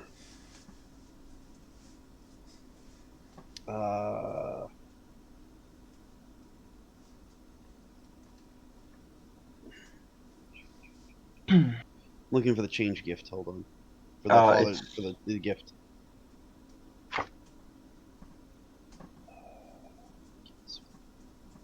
Okay, you're looking for father's form. Yeah. It's a gift of change. Yeah. Right. So basically, that lets you shift into Garu outside of combat. You can't turn from combat Garu into the father's form, if that makes sense. He can't just maintain Garu form? Nope. No, because you've already triggered the Rage Garu form stuff. And if you take the form prior to combat and then enter combat, then the normal stamina, primal, whatever rules apply. Will tend to kick off, yeah. All right, well, before he slides back into Urshul, he's going to howl. Basically, not a challenge, but a don't fuck with us. Yeah, and as you do that, there is that brief moment where you howl, and then but you control yourself to howl before you shift down, where you feel that sense in this form, like maybe you are on the threshold of like there's a moment of balance in the form. It's fleeting, but it's there, and you're like, the kind of, I suppose, the internal hint that maybe the father's form can be taken is there. That sense from triumph, and in that moment, you don't feel rage in this form. You feel validation instead. It's fleeting and it's gone, and then you shift down. Okay, so Thornbreaker, make your inspirations. So Thornbreaker, viscera still dripping from his wolfy maw, looks at Johnny, who's shifting down from Garu form, looks at Stormbringer shifting down from Garu form, looks at Harmonious Flame, who is grinning cleverly at having used a gift to share them off, and of course still feeling the thrill of his own kill. He rears his head back and howls at the moon. 6 successes! Ah! Okay, so bring on the beats. let's tag the bonus. Okay, so what's the usual effect as everyone gets inspired? We got the beats. We got the beats. We got the beats. Sorry, we're having more shrieking meltdowns. So that's right. So firstly, everyone gets the inspired condition. This is worth noting because it's going to go into next week's session. You'll be starting off with the inspired condition. And I think I'm also, for the exceptional, I'm going to give everyone the steadfast condition as well. Oh. So, to remind you all, I'll have to remind you again next week, but to remind you all, the inspired condition means that you get, when actions playing to the source of inspiration, you choose to resolve it, you get exceptional on the roll in 3 instead of 5, and you gain a point of willpower. Steadfast, your character is confident and resolved. When you fail a roll, you may choose to resolve this condition to treat the result as if you rolled a single success. If it's a chance die, you may resolve the condition to roll a single die instead. I had that already, and I never used it because I forgot about it. It will have long since vanished then at this point, so this will be a new version of it. Will it be? The only reason I ask is the resolution is you use this condition as described above. Like it just hangs around until you use it. Time will kill conditions as well, generally. Got it. They don't get used. Okay. Some may have specific triggers, others it just takes a while. So you've all gained Inspired and Steadfast from this complete surprise fuck-up rule. The two death spirits that have risen, they sort of look at you curiously, again, not in anger or anything passionate, and they just start to fold themselves back down into being inanimate parts of the landscape here, the bone-riddled banks here. Oh my god. And and I think a lot. This will be the end of this scene in today's session. I guess will be any last things the characters want to say or do in the aftermath of this before they get going again, and that will be it for this week. Shlem is all jazzed up, like, whew, whoa, damn, you're strong, guys. To who? To everyone. Yeah. Oh. Yeah, Thornbreaker's like, he's not his normal surly, broody self. He's totally amped up.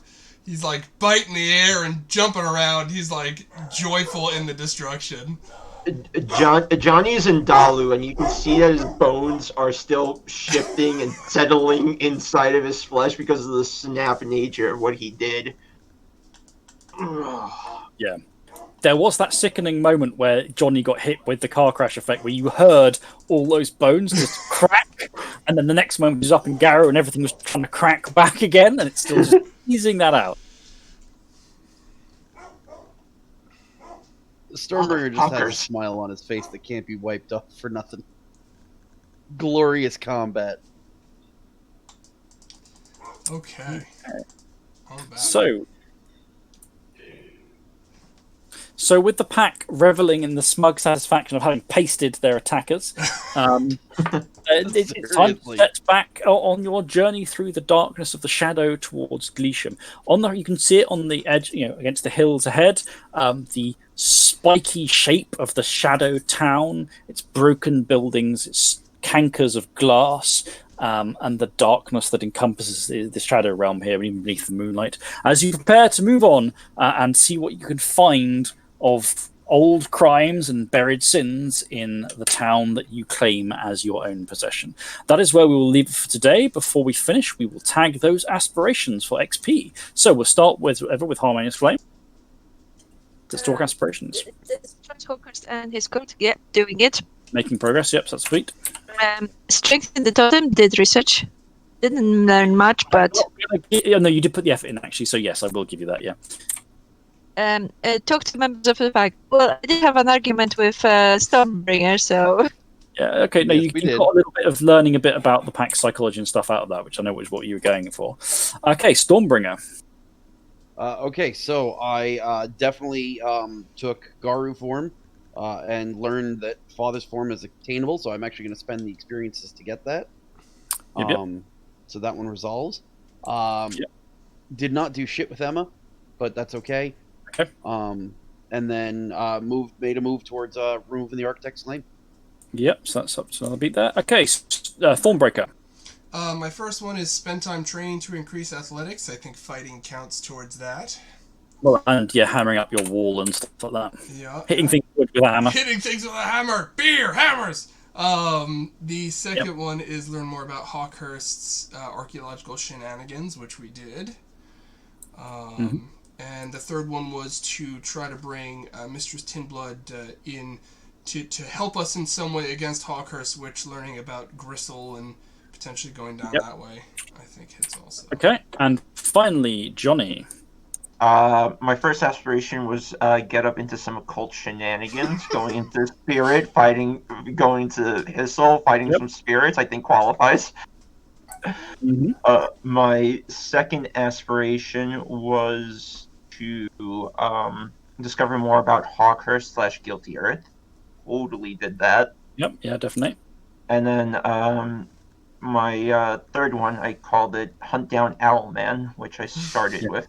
Yes, the Owl Man, whoever they are. Okay, so end result, the beats pool total is at 22 beats, which goes down to 2 beats left over, and everyone gets 1 XP. Yeah, on that note, I'm actually going to buy my 5th dot of athletics.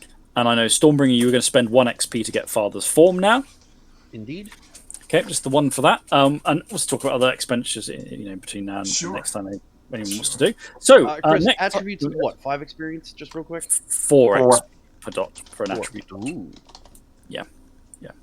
So, we'll leave that off. So after Stormbringer has learned that he can find out more fairly easily about the nature of what is bringing an end to the Stormlords at Midwinter, if he's willing to pay whatever ominous price the Calipexy has stated is needed.